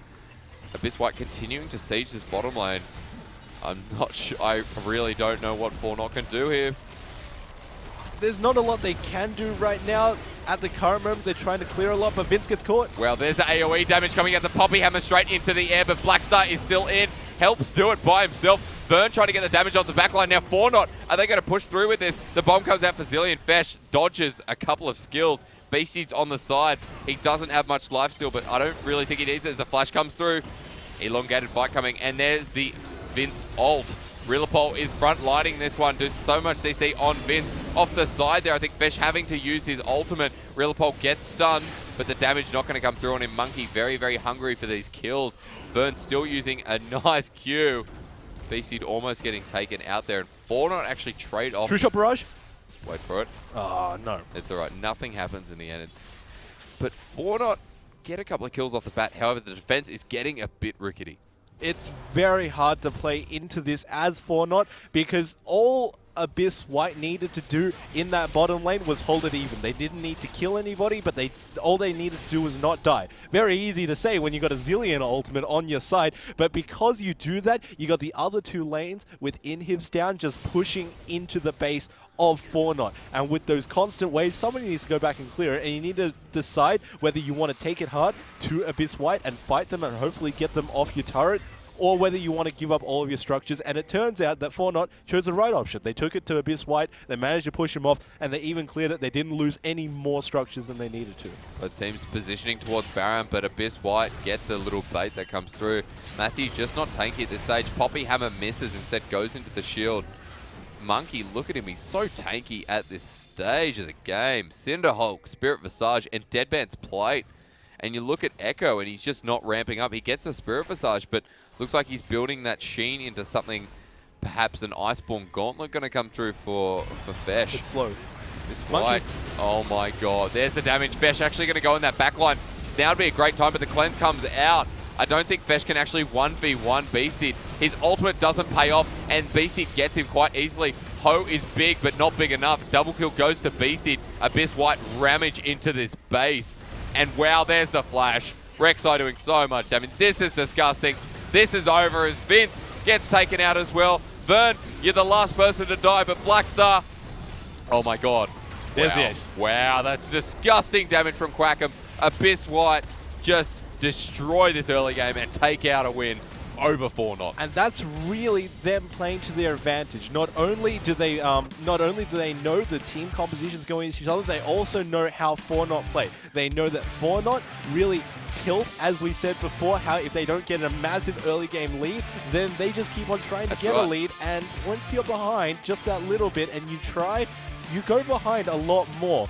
In the past, though, Fesh has done a lot of work for them, just not this game. It's the Echo. I think it's the Echo. I feel like Echo wasn't the best pickup. Of course, you can see champions like Rek'Sai being very, very much utilized in that game. I mean, Monkey was an absolute god on him. The fact that Rek'Sai had 3 items, 3 huge tanky items, costly items at almost 30 minutes is quite astounding, and his kill participation astounding as well. However, something maybe a bit more tankier in the jungle. Of course, you lost your Gragas, you lost your Elise, you lost Fesh's Kindred coming through. Nidalee. That's right, and Nidalee. What were the options there? Yeah, you didn't really have many options, and once the next best thing gets taken off the map, which is the Rek'Sai, it puts you on the back foot. It makes you wonder, what can I pick up here? Because everything's already off the board. goes to the Echo, unfortunately doesn't work. And normally when we see these teams so close in the ladder, we like to put it to player advantage, where we say one player is just mechanically stronger than the other player, has better game sense or whatever. But in this instance, I'm willing to put it down to champion. I don't think that this Echo contributed anywhere near as enough as the Rek'Sai purely. I feel like the team comp in general actually didn't contribute much. I mean, honestly, the fact that you have an Echo and you've got a Trundle top. Now, look, there's some hard engage there and there's some hard CC as well. But remembering that Echo actually does take some time to sort of ramp up. He does a lot of early game damage. However, if you're going to build him into that tank, he does take a while to ramp up. And his parallel convergence has a lot of shield, has a lot of base stats, so it has a big shield. However, the rest of his team just couldn't, lack of communication at some points, but they just couldn't follow them. And it was, I think the team composition there lacked quite a lot. And here's the problem looking at the two junglers. So if you take a look at the items that were sitting on at the end, it was actually remarkably even. I mean, sure, you had the Rek'Sai on one more item than the Echo, but if you take all of that into consideration, the damage item for Rek'Sai was a dead man's plate. What do you get once you burn that damage? You still got all of the tankiness from that item. On the Echo, on the other hand, you've got a Sheen. And that's really it for your damage, and it doesn't really provide any stats other than what Sheen does by itself. So that was so hard playing into this comp. You didn't have damage, you didn't have tankiness. We saw it in the very last fight, how Fesh, along with a lot of his teammates, got caught out there by Monkey.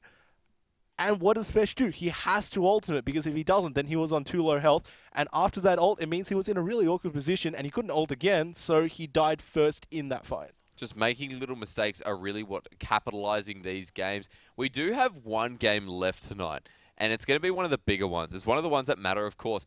Legacy Genesis versus Sentinel Esports. Now, everyone's been on the hype train about Legacy. However, they haven't been able to perform in this competition as well as we'd expect from a sister team. They've got quite a lot in terms of sort of building up to our expectations this game. Sentinels, however, have had a couple of roster swaps, so a little bit shaky coming through. Both teams, though, king of Shake. They're Shaco.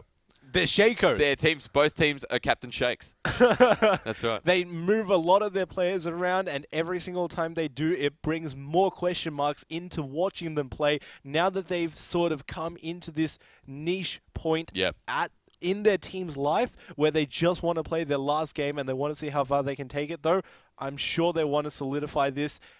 It's just really hard to predict how these teams go, because once you move these players around, even one at a time, it just throws everything out of whack. It's not just about that player's mechanics by itself. It's about how they mesh with the team, how their champion pool meshes with the rest of the team's champion pool.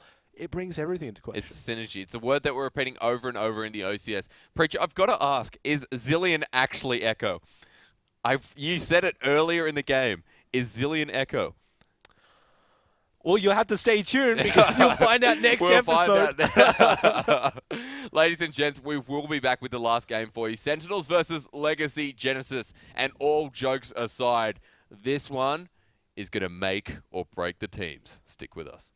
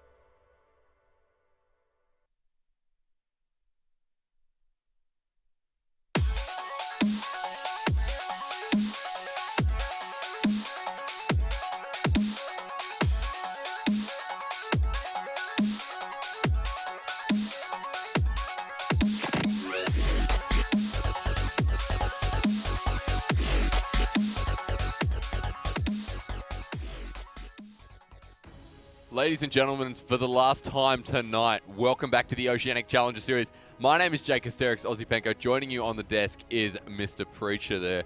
And son of a preacher, man, I've got to say to you, Legacy Genesis have not met expectations in this competition. However, Sentinels, a bit shaky as well. It's a match of the shaker. Yeah, they've both tilted a lot throughout this tournament. They've had a lot of games, actually, between both of them when it looked like they were in the lead early, and then something happened and they just threw it. So right now, it's the battle to see who can get their team more in sync. So in other words, who can really get them in line to say, here's the lead, here's how we transition into the next phase of the game. Exactly right. And two teams that don't have as much structure or as much synergy as we would have thought. It's going to be quite an interesting game, especially for the hopes and dreams of the young ladies and gents in those teams. Every boy and girl will be sitting at home thinking, I want to be just like them. Possibly a little bit less considering they can't see them. They might be wanting to be more like the League of Legends champions. I mean, like, imagine being LeBlanc, right? You go out into society, you don't like someone, all you have to do is press W. Yeah, and then you're back. Yeah. And you can press R again. Yeah, and then you're just gone from sight. You're just gone. I mean, like, imagine a Shenholter in real life. Yeah. Where has he gone? Oh, he went to China. Yeah, exactly. He was defending somebody on the other side of the world. Map awareness 101. I call it world awareness. In all seriousness aside, ladies and gents, look, I am quite looking forward to this game for one particular reason, and that's the fact that it's pretty much like who will get a place in this competition. This is definitive. This is one of the most definitive games so far. Now, Chiefs Black were taken out tonight. They got their first loss on the board. It means anything's possible. Yeah, like, exactly. Anything. Anything at all. Because we really came into this thinking, yeah, Chiefs Black, they'll go 7-0. What? They didn't. They got taken out. That's this right. is the last week. Everything goes crazy, and we throw all theories that we had, all of these preconceptions out the window as we say, this is the last fight. Everybody's going to bring their all. I'm actually waiting for Jin to come through out of one of these teams. Just, not only because Abyss Red played that so well, but mainly because Jin at the moment, as Rogi was saying, is such a good pick, and I'm actually quite proud to call him a commentator because I'm just really impressed. Jin is a fantastic pick. I was wrong. I admit I was wrong. His damage is so huge. He forsakes mobility for damage. It's like an Ashe that actually has potential. And the problem with Jin is that in his mid-game team fights, it's really awkward because you only get 4 shots to make a difference. And if you don't have enough AD, you don't quite burst them down, and it becomes really awkward. Just an awkward stalemate of they're not really going to hit you, and you have to reload your gun manically. It's really weird, but if you manage to push that out, if you manage to transition very well by going a 4v0 lane, getting that early turret, getting a lot of gold, getting that first item under your belt, it's not actually that much of a problem. And it still sits in the title of junglers to really make that happen. Positioning of Monkey last game, you saw Abyss White. I've got to give it to the Rek'Sai, who pretty much won that game for Abyss White. His map pressure obviously comes without saying for a Rek'Sai, but his bullying mid, his participation in those team fights down to the last backliner. I mean, it was very impressive of a Monkey. Yeah, exactly. And his last engage in the game was really what won them that entire game. Oh, yeah. Because it went for so long. At the very end, Monkey, he engaged on 3 people, knocked up 3 people, forced some ultimates just out of that knock-up alone. What a player. So very tanky is when the junglers come off the board, you see these weird B-grade picks, as you like to say, Preacher.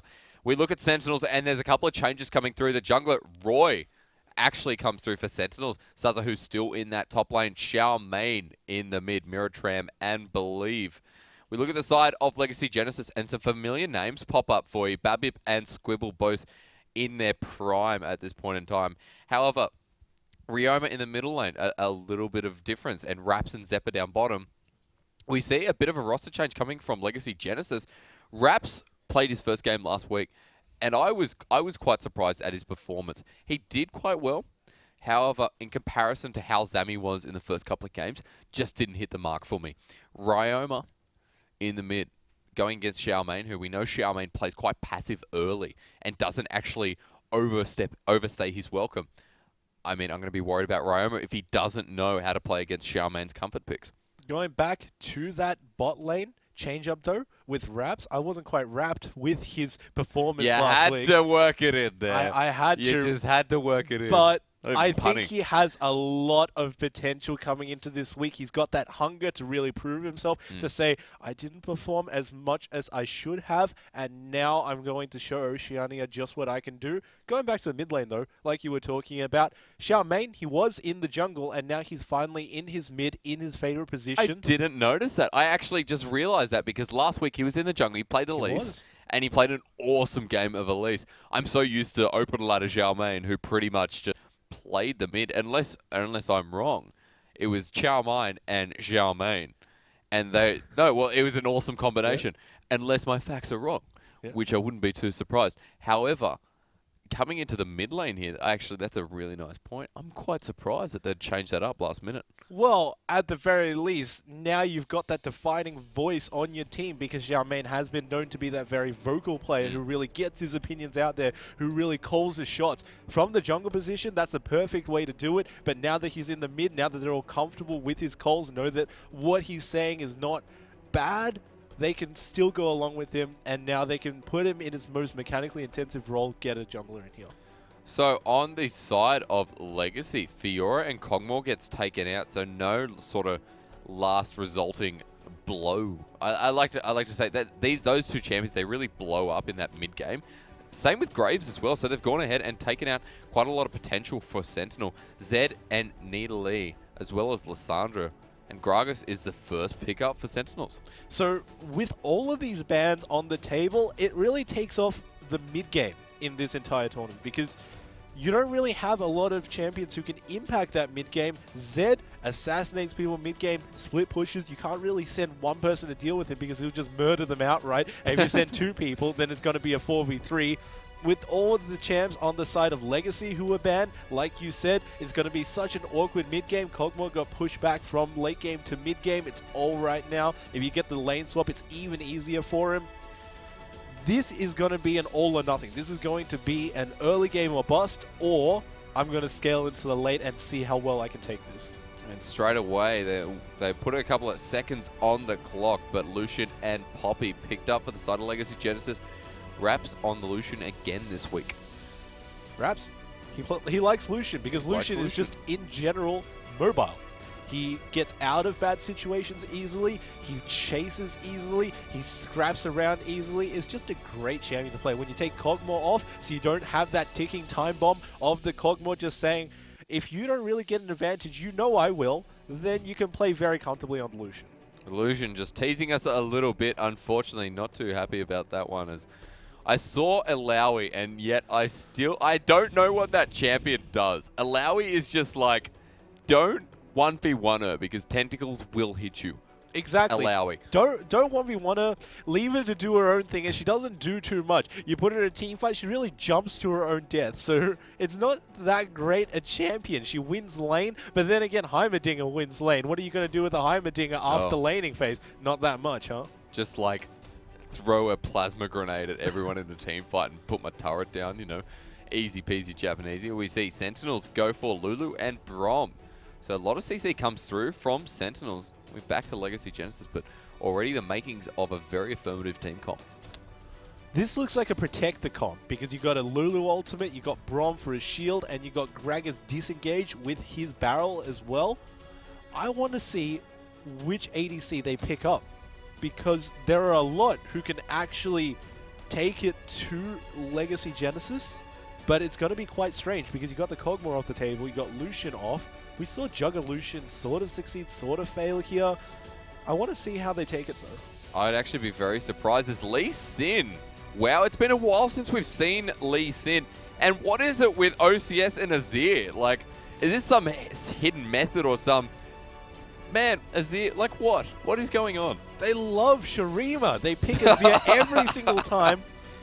I don't really know, because at the current moment, he's not that strong. There are just so many other mid laners who excel at what he does, just better or with more utility. So I'm not quite sure why they picked him up. He's got that awkward build path where it takes forever to scale up on Azir, so it's really strange that they pick it up, especially seeing as it's into a Lulu, as it looks like in the mid lane. It could be top. Risky. Could be top, but yeah, maybe he says this lane is for free, that Lulu is not going to do too much damage to me, so we're just going to scale up.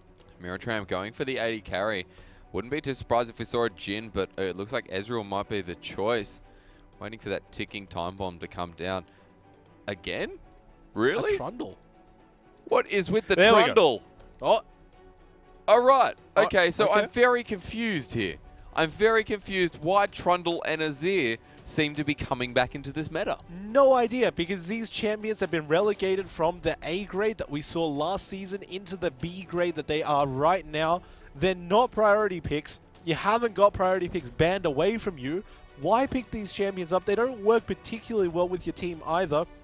We saw last game, Trundle doesn't actually do that great into a Poppy lane, and you knew that they had a Poppy because they picked it before you. It's quite strange. Ezreal, on the other hand, another strange pickup, because I was looking forward to seeing which ADC they picked. It looked like it was going to be a protect the ADC comp. Why protect an Ezreal? He can protect himself. That's right, and I wouldn't be too surprised if we see this support Morgana coming through. Zeppa not one to shy away from that, again, B-grade support coming through when we've got so much engage on the side of Sentinels. I guess the best offensive is a defensive as disengage comes through. Morgana last pick up, and I'm still very, very confused about a lot of things in life. This is one of them. This is definitely one of the things that would confuse you, and it confuses me as well, as I'm trying to make sense of how these teams are going to team fight. It looks like the Morgana on the side of Legacy Genesis, she's sort of just going to run around like a headless chicken in the middle of the enemy team during team fight to say, okay, cool, this is the point at which I can get 5 of them, and then try and ult. But besides that, she is a one-trick pony. She just has to Black Shield, Lucian, and maybe hit a binding. But the reason why she fell out of popularity is because everybody played her. And what that did is, it trained all of the ADCs to dodge her binding. So that is why she can no longer be played, because everyone just knows the binding's going that way, you just move this way. And with it, Ezreal as well, I mean, all you have to do is Arcane Shift, and suddenly you're either out of the route or you can outplay it. You can actually Arcane Shift over it. You can flash over the binding. And I mean, having something like a Spell Shield is great. However, it sacrifices quite a lot to pick up that Morgana, I think, instead of something that could be a heavy engager, which is what you kind of need for Lee Sin, Azir, and Poppy. And having something like that, I mean, like, I've just got to say that it's great to have a Morgana. However, to get in that team fight, she's going to have to Zhonya's. Zeppa's going to have to Zhonya's in there. He's going to have to pop his ultimate. And I feel like his whole team is knockback. Exactly, and that's really hard to play with Morgana. Sure, you get that extra movement speed when you run through Azir's soldiers for his ultimate. That's really it. Besides that, you got no other way to get in there. You want to be building that Frost Queen's claim because Morgana is just frankly broken with it. She puts the pool down and she gets all the money whenever she has those ticks. But besides that, if you get Frost Queens, that means you can't get Talisman. And if you don't get Talisman, you don't run fast towards them. Frost Queens only slows 2 people. Talisman speeds you up to get right into the middle of the whole enemy team. And the whole of your team it speeds up as well. So some strange pickups coming through for both sides, Sentinels and Legacy Genesis. However, we're a little bit worried about Legacy Genesis's team comp overall. Just, of course, that support pick confusing us a little bit. But then again, Sentinels confusing us even more. Nautilus is open, which is a huge pick coming through for the OCS. There was a lot more that was opened as well. I'm frankly quite shocked at what they've gone for here. I am as well. I would have loved to see that Nautilus top lane. He takes it to Poppy, no problem. And when they both tank up, you know what Nautilus does? He has more CC than Poppy. It's so much more engaged. Yeah, so he just contributes so much more in team fights. This Trundle, though, doesn't really counter the lane, doesn't really have the CC that somebody like Nautilus, even a Malphite, would have brought to this team comp. It's just really confusing. Roy going to miss that Sonic Wave coming through, so Babip just going to back off. I'm still shocked, but I will get over the pain as we watch this early game develop itself. Roy and Babip just going to face off. That's a big hammer for a little person. Oh no. Oh no. You know why Raps would never win a spelling contest? Why? Because Zeppa has to spell shield for him. Oh, no. God, that was more cringeworthy than my line. I had to get that one out. I just had to. I was thinking about it all champ select, and now it's finally here. Just like work on your material. Here in commentating, what we do is write down notes, but the notes are not to do with the game. Instead, they build towards our humor. We are the comedians. And play the, you know, the theme tune from... What do you call it? I'm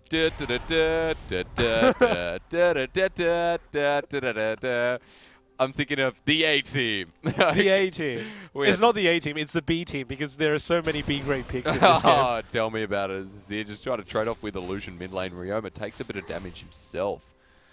Illusion, this matchup, I feel like, going to favor him a little bit too much for Ryoma's liking. Yeah, Ryoma can't really poke out Illusion hard enough to win this lane. Illusion and Ryoma are both going to scale. Sure, it's going to be towards different ends. Illusion's going to be more of a supporty type scaling, and Ryoma's going to hopefully be more of a damage control type scaling. But even then, I think it would favor Illusion, because if you take a look at the team comp of Sentinels, what's the one problem Trundle has? Getting on top of your team. That's right. You know who solves that? Lulu. That's right. And, I mean, like, Poppy can disengage that, but then again, Trundle just has so much movement speed inside his frozen domain. Raps and Zeppa forced to go against their turret. Sentinels actually picking up level 2 first in that bottom lane. As you saw before, Zazahu actually pushes Squiggle out a little bit as well, remembering that Trundle's passive is quite overpowered still, which is why I think he's still quite a relevant pick. However, you know, Trundle's passive is just going to get him to full health again. Yeah, you're going to get that sustain, but it doesn't really help you bully out your enemy. All it means is that you yourself are not going to be bullied out, but into this lane, that's not what you want, because this Poppy is going to contribute in a team fight. She's going to have all the CC, she's going to have that dash and all. What do you have as a Trundle? You have a pillar, and that's really it. That's it. Yeah, I mean, sure, granted, it's like an amazing ability, but it's not going to be the tip that they need. Babip comes in for a Sonic Wave, doesn't follow it with a Resonating Strike. Instead, just going to cripple that Scuttle Crab. Roy goes for his blue. He's quite low here, so Lee Sin actually got no sort of understanding where the Gragas is at the moment. Roy going to get a lot of his health back, pick up that red, and Babip instead just goes back to his own jungle. Bottom lane, trying to catch themselves up. Raps and Zeppa actually back into this lane a little bit. Mirror Tram does quite a lot of damage so far. And already quite impressed with the way this bottom lane's going for Sentinels. The deal with Gragas is that he just jungles so fast now. I mean, he doesn't jungle faster than other very strong junglers that we've seen, but he still does jungle at the same speed as them. The only champion who I can think of who jungles faster is Nidalee. On the other side though, Babip on Lee Sin, this is such a slow jungle. He's always going to be behind Roy consistently throughout this entire game. And that's going to be so detrimental because Roy's always going to have one step ahead. Roy's always going to be one step ahead of him. Yep. If he wants to gank, already there. While Babip's going to take a camp. If he decides to go and pressure an objective, he's going to be there. And what does Babip have to do? Finish that camp and then move. But Squiggle's getting caught by Roy. Yeah, the gank actually good timing. As nice block from Squiggle. Cast goes down, but nothing going to happen. And Roy, just wrong time, wrong place. And this is what we were talking about. Roy managed to get to the top lane before Babip did. He managed to go right over there, whereas Babip is trying to farm up. Babip is the insurance policy of Legacy right now, because they just say, I'm going to farm a lot, and if you gank and it fails, then I'm going to be ahead of you in terms of that. But otherwise, it's just so hard to play this Lee Sin. It turns out that it's all right for them at the current moment, because Roy did get behind in that gank. Very nice play from Squiggle though, denying that belly slam. That's exactly right. Zeppa lands a binding on Mirror Tram down bot. And that really goes against what we were saying, that they can all dodge the bindings. Babip going for some clearance. Not going to find it from Roy. He's very squishy, and look at that one auto attack. Takes away about 1/10 of his health. Roy going to move back to his jungle, and very slow starting game here. No one really able to capitalize at all. Take a look at that. Zeppa's just autoing whenever he can. He doesn't even have to put his pull down. And at the current moment, he's just earning so much money from this Spell Thief's Edge. I think that if he continues to use them off stack, then he's going to have a significant gold advantage. That's exactly what you need, though, because that Zhonya's first item is so expensive to get. Squiggle, though, goes to the fight. I actually don't think Sazahu can finish this one, nor can Squiggle. Both top laners, not potato tanks, however, very, very strong at this point in time against each other. Sazahu going to keep on farming, actually building up quite a small advantage, going towards that phage quite early. Babip spotted. That's right, he's up top lane. I don't know what Sazahu's doing. However, he's feeling pretty comfortable to push this out. Well, Babip is nearby. He's that strong at the moment. He's just got his ult as well. I think he's encouraging this. I think he wants a fight. He's big. He's a big cheese right now.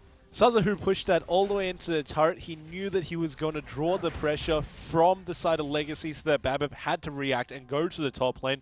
What that means is that the other lanes, they have more leeway to move because Mirror and Believe in the bottom side for Sentinels, they've been pushed in so hard to their turret. And now with that pressure alleviated from them because they knew that Babip was along the top side, they can maybe take it to this lane a bit more comfortably. But Roy here not being spotted out.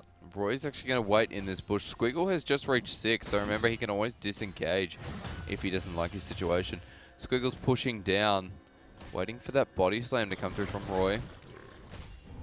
Waiting for this breach. There it is. There it is. There's the pillar as well. Wow, the damage that comes out. There's going to be first blood there. And a nice gank from Roy and so much CC and early damage. That's going to get the Trundle ahead. I quite like that placement of the pillar on the side of Sazahu. Not only did it Oh! Ryoma! What happened to this mid lane? What happened? Ryoma, What? this isn't really your lane to take. All you were meant to do is scale, and it looks like he caught Illusion off guard because Illusion even had ultimate and didn't even cast it.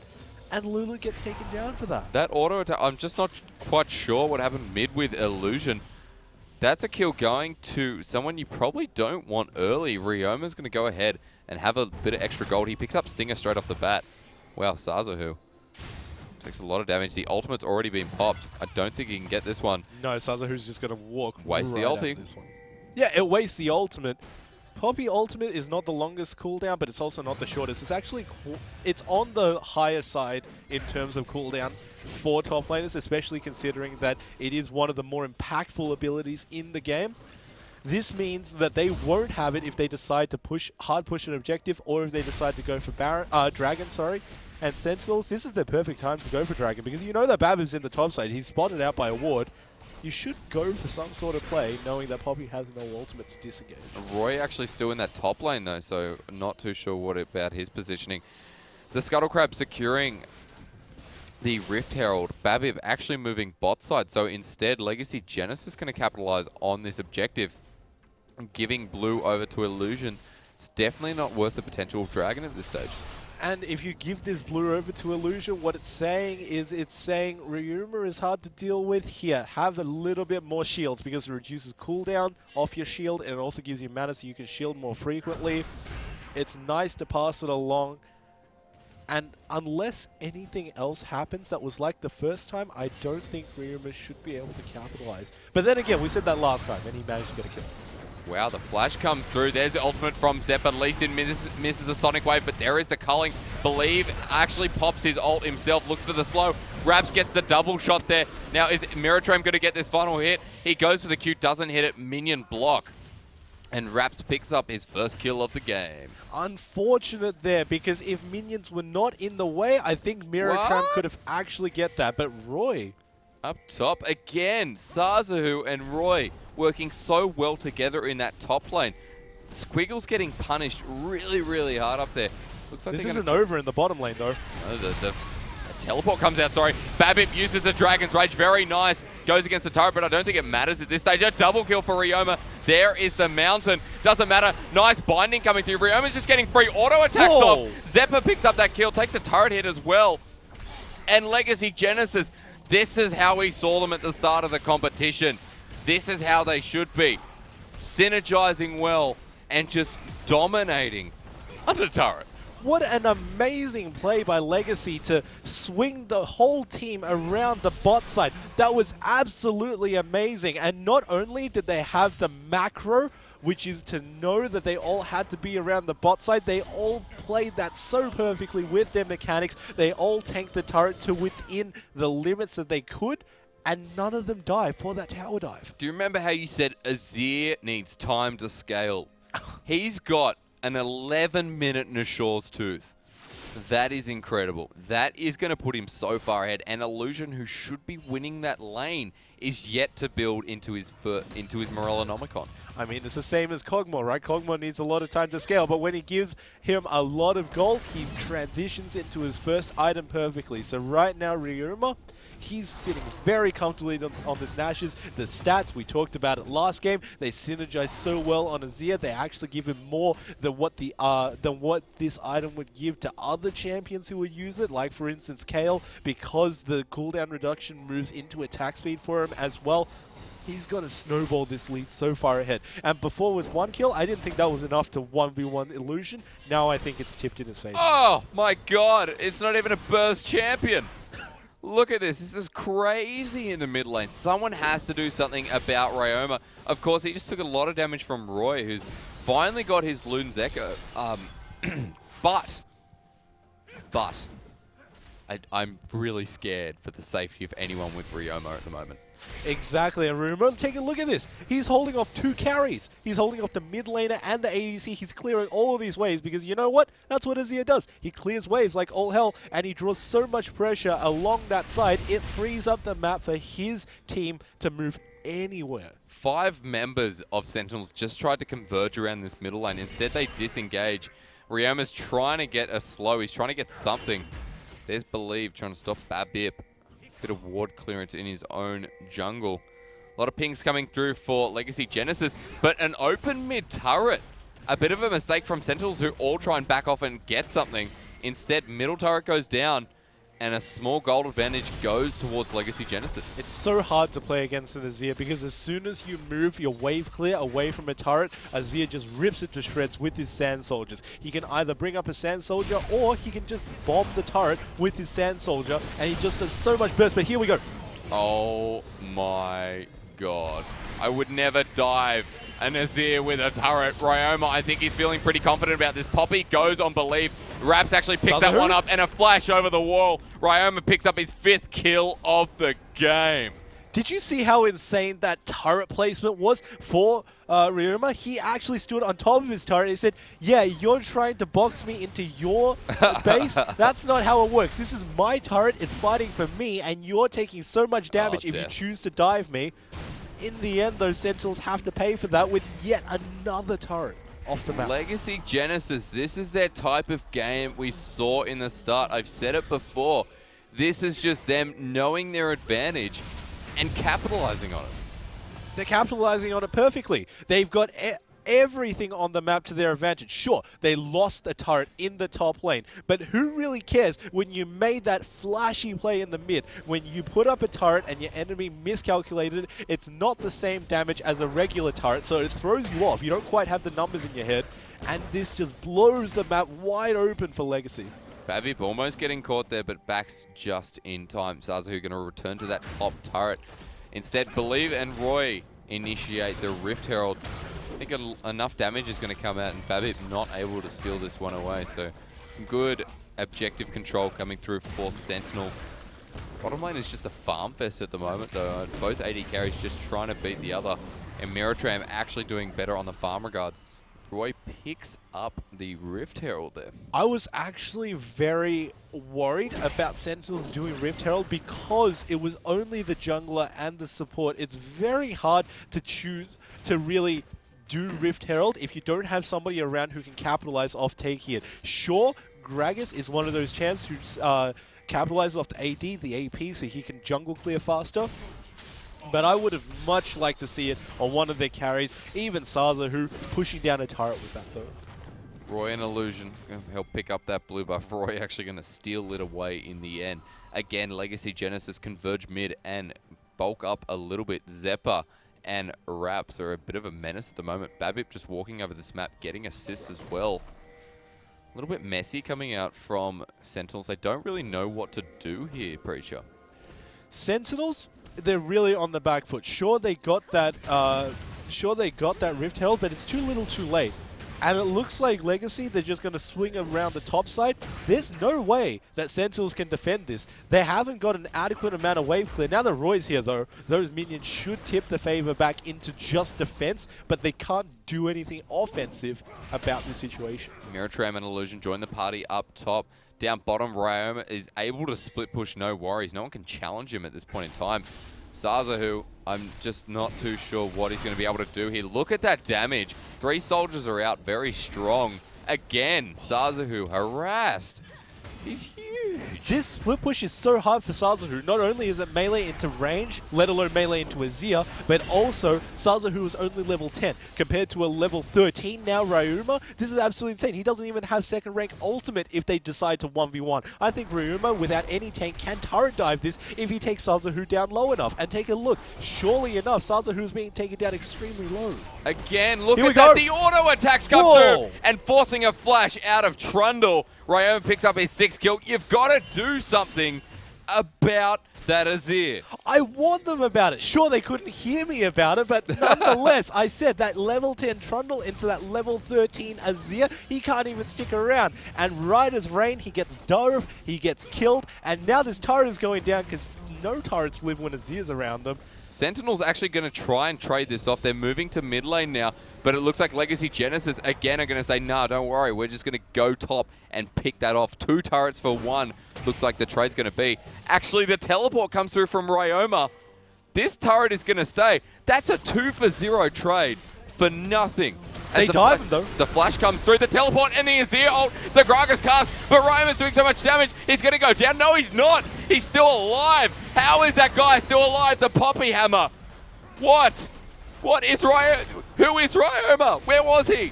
Where has he been? That one life living was like just so advantageous for Legacy because they lose no turrets in that. They lose a teleport sure on Squiggle, but who cares because he disengaged 3 of them, and now that gives their top side enough leeway to push. They won't because Dragon is coming up in 1 minute. They want to set up vision around there. They want to get the vision advantage around that area so to dominate the area so that Sentinels can't get in the nitty gritty. But at the end of the day, this turret lives and Ryuma lives. I just want to point out, Raps has Cull.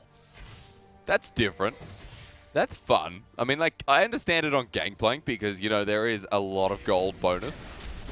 But, you know, I guess he's farming nicely, so that's cool. It doesn't even matter because on ADCs, if you go back with 400 gold, what else are you going to get? You're going to get a dagger that increases your attack speed by a little bit, or are you going to get this cull that just bombs your money so far ahead once you get that 100 CS? It's not even that hard because unless you're sitting on 30 minutes or above, I think you still have plenty of time to stack that cull.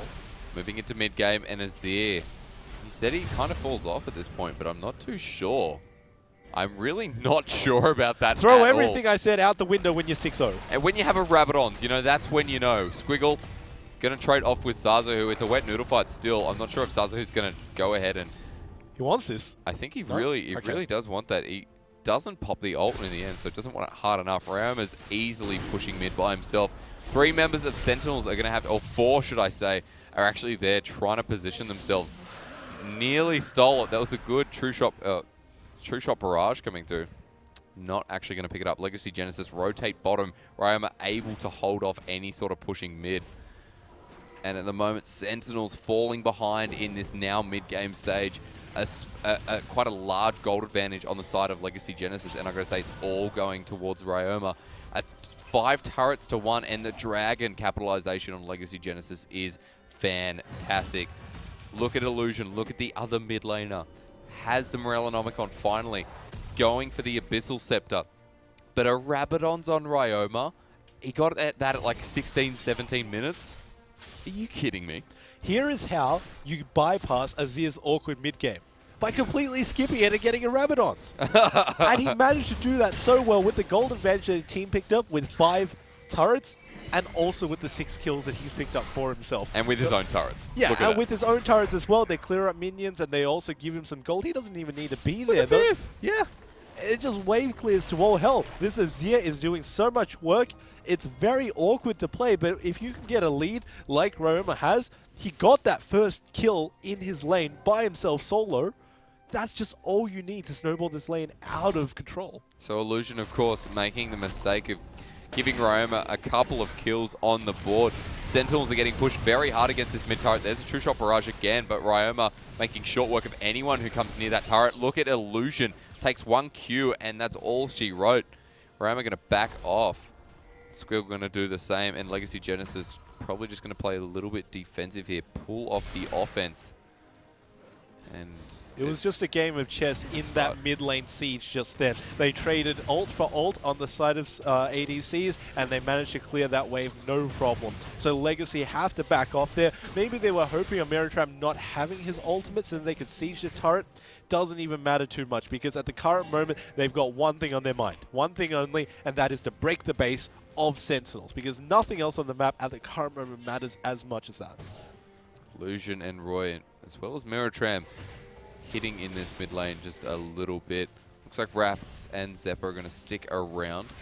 Quite a lot of tension between the two teams at the moment, especially around this mid lane. I believe just trying to get some ward coverage just so he knows what's coming. But, I mean, again, I say it time and time again, you've got to do something about Ryoma. He's just getting free farm, and he's only going to get worse towards the late game. He's got so much farm over Illusion. If you take a look at it right here, it's 70 CS. That's an insane gold lead. That's not even factoring in his kills or his team's turrets taken. With all of those combined, Illusion can't even save his own life when there's a burst coming out of Ryoma.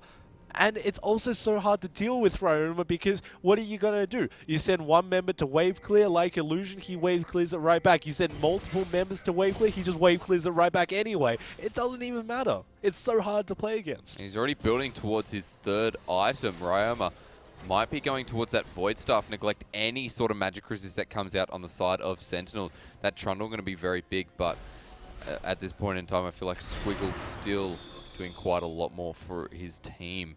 On the side of Sentinels, we see the Muramana already fully stacked up for Meritram. If there's any hope in the side of Sentinels, it's got to be the Ezreal. Exactly. Ezreal's reached his 2-item spike. He's even got the Lucid Boots, which means he's got these Qs coming out on tap. On the other side, though, for his ADC matchup, Raps, he's got his 2-item power spike as well, but it's not as strong as Ezreal's. Sooner or later, once you get to full build, I'd actually give full build to Lucian, but the 2-item spike, Ezreal definitely takes it off the board. Babib is trying to engage something with the Sonic Wave. The rest of Legacy Genesis are in this top lane. Ryoma is happily mid, so it's going to be a 3-1-1 in a different sort of sense. Raps nearly goes too far forward.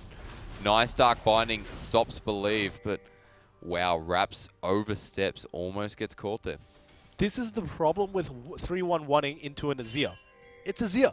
If you leave that lane wide open for the Azir, then he just takes down that turret. You don't have that much time to react. Any other champ, it's fine. But Sazahu catches Babib out on the wrong side. I think it's actually the other way around.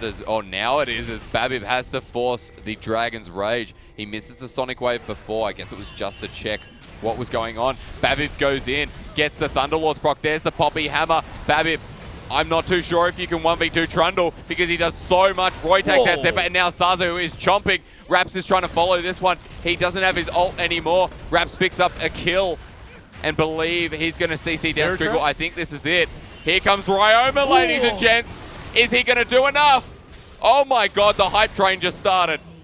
Hype train. Hype train. Hype train.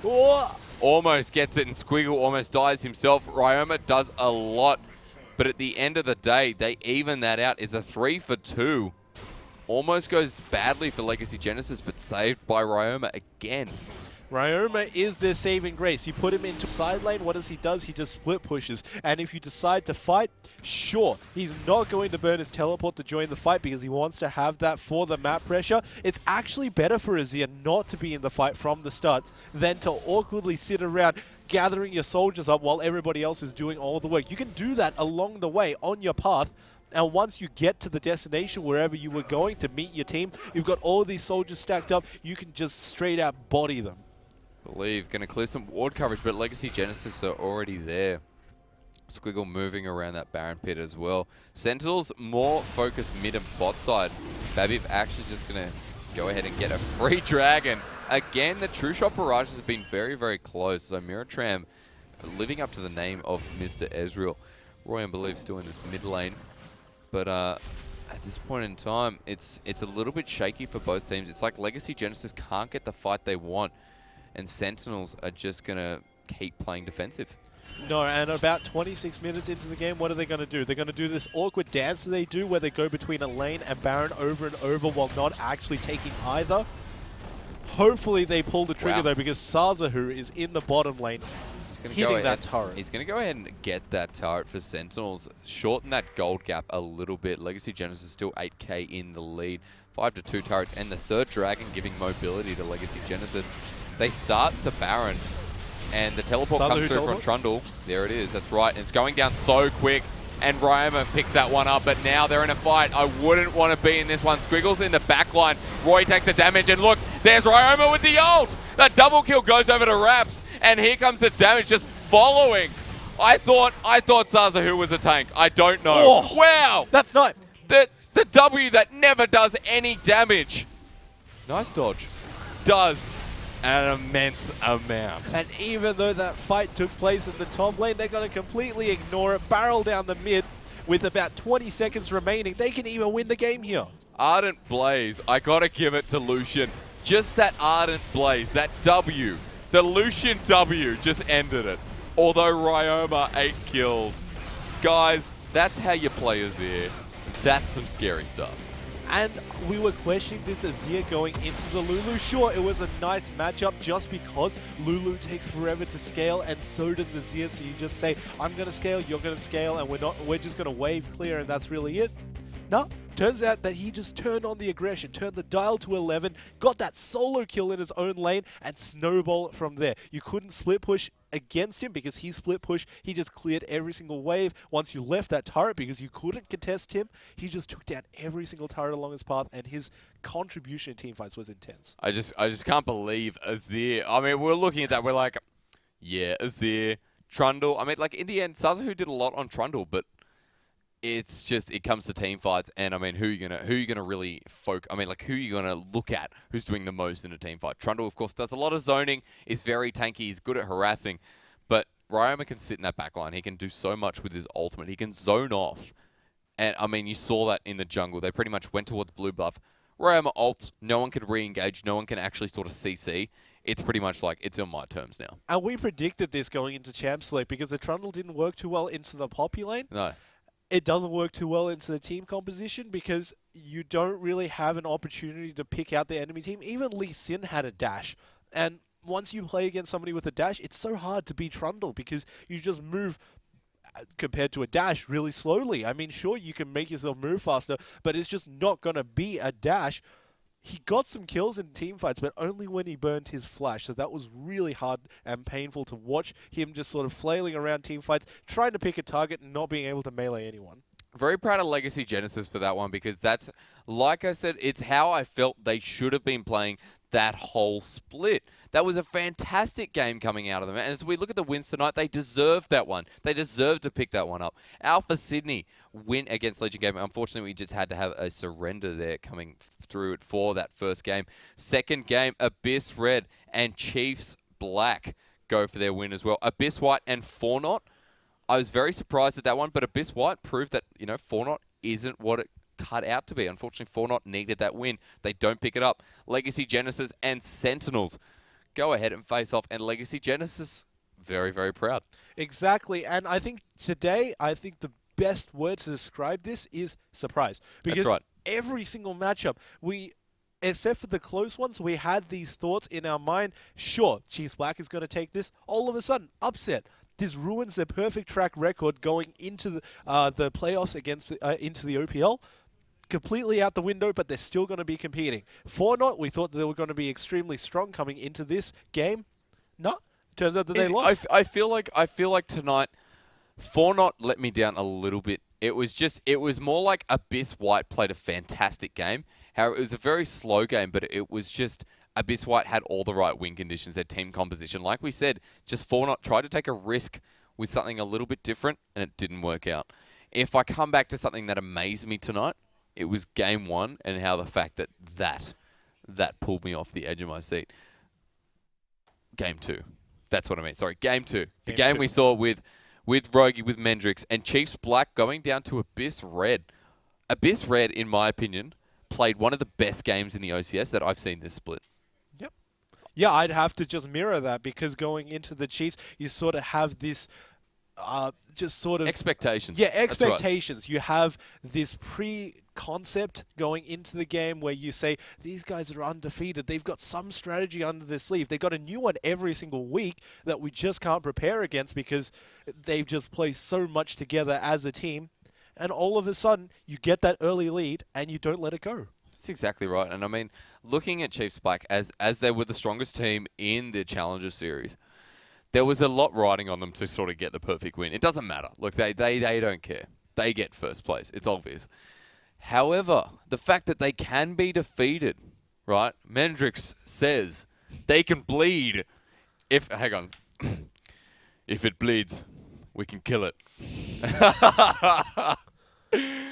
Chiefs Black. The best. All right. Look, just Chiefs Black. The fact that they can go down, Abyss Red, makes it look so easy. All you need is a fantastic team comp and a team that synergizes well. Synergy.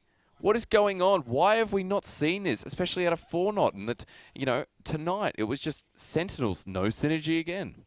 No synergy, and this is actually devastating for the Chiefs. You might just say, why? They're still first place. They're still going into the playoffs, into the OPL. Why is this devastating? But it's so much different going in 6-1 than 7-0. If you went in 7-0, then your mentality is, we are so good. We can just take this out of, we can just blow this tournament wide open. If you go in 6-1, though, it brings in a lot of questions where it says, yeah, we're good. Yeah, we won a lot of times, but that doesn't mean that we can just go off our expectations and just win off mechanics and win off grouping mid, taking a few objectives and then taking the map from there. We need to play smarter now. And I think that's actually a good thing for them because if you keep on winning, it lowers your expectations. You just say, we can just continue doing what we did and we'll just keep on winning. But now that they have a loss under their belt, they want to shake things up. They want to maybe go for tighter training. They might want to just draft more picks and bans going into the playoffs. I'd love to see how this affects them. It'd be interesting to see as we come forward. And, of course, next week we will be moving into what I like to call the quarterfinals there. As we look at the final score, and it looks like, ladies and gents, we will be having a tiebreaker coming through tomorrow night. Chiefs Black 6-1. Oh, they can be defeated. They could be defeated. I'm very impressed with that. Abyss Red come as a strong second, and Alpha Sydney and Fornot. Those are our top 4 that are through, ladies and gentlemen, through to next week. Again, heart goes out to the teams that played in the OCS for the Week 7 split. Legion, unfortunately, yet to pick up a win, but that doesn't mean that they didn't play their heart out as all teams did there. Quite a lot of participation coming through on the side of Abyss Red. Oh, they impressed me so much. Ladies and gentlemen, if you need more of a fix of League of Legends, if you need something to throw a spanner in the works, if you want to start out a team, the Open Ladder is for you.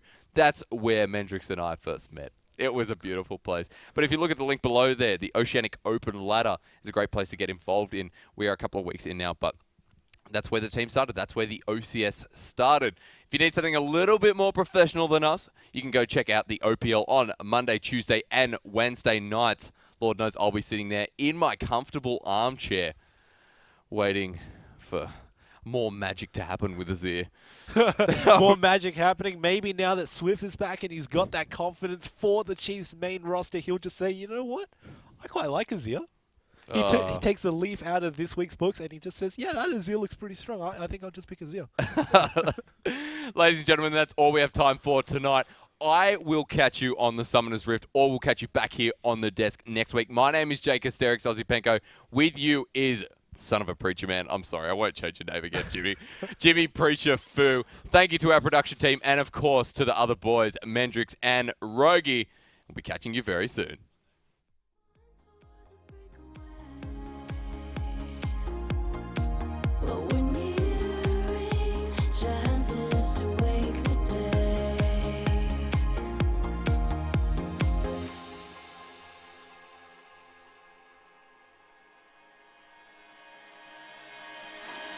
I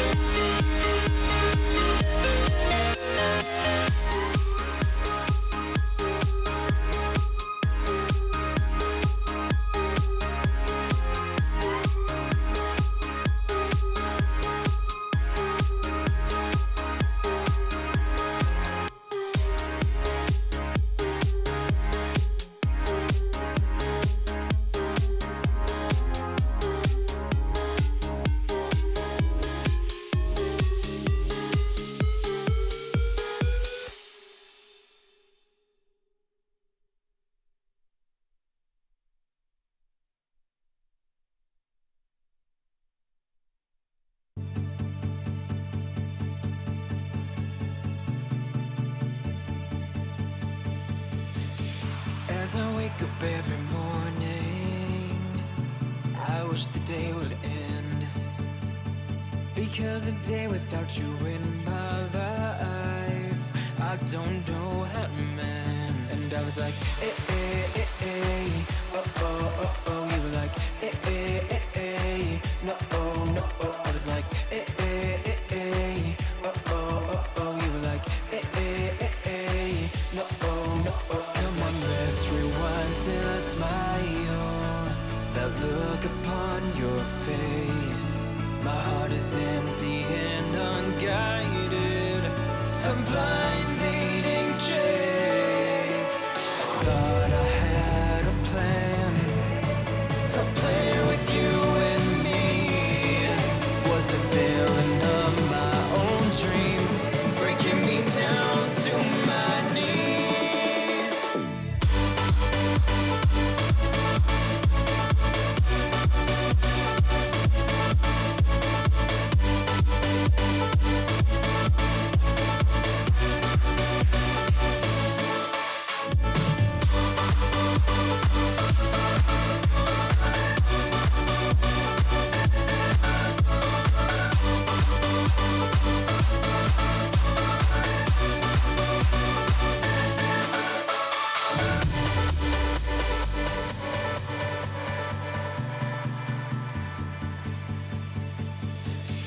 I look right at the mirror, wondering if I'll be okay. My head is telling me nothing, it's got nothing left to say. And I was like, oh, oh, oh, oh. You were like, no, oh, no, oh. I was like, oh, oh, oh, oh. You were like, no, oh, no, oh. Come on, let's rewind till I smile. That look upon your face. My heart is empty and unguided. I'm blind.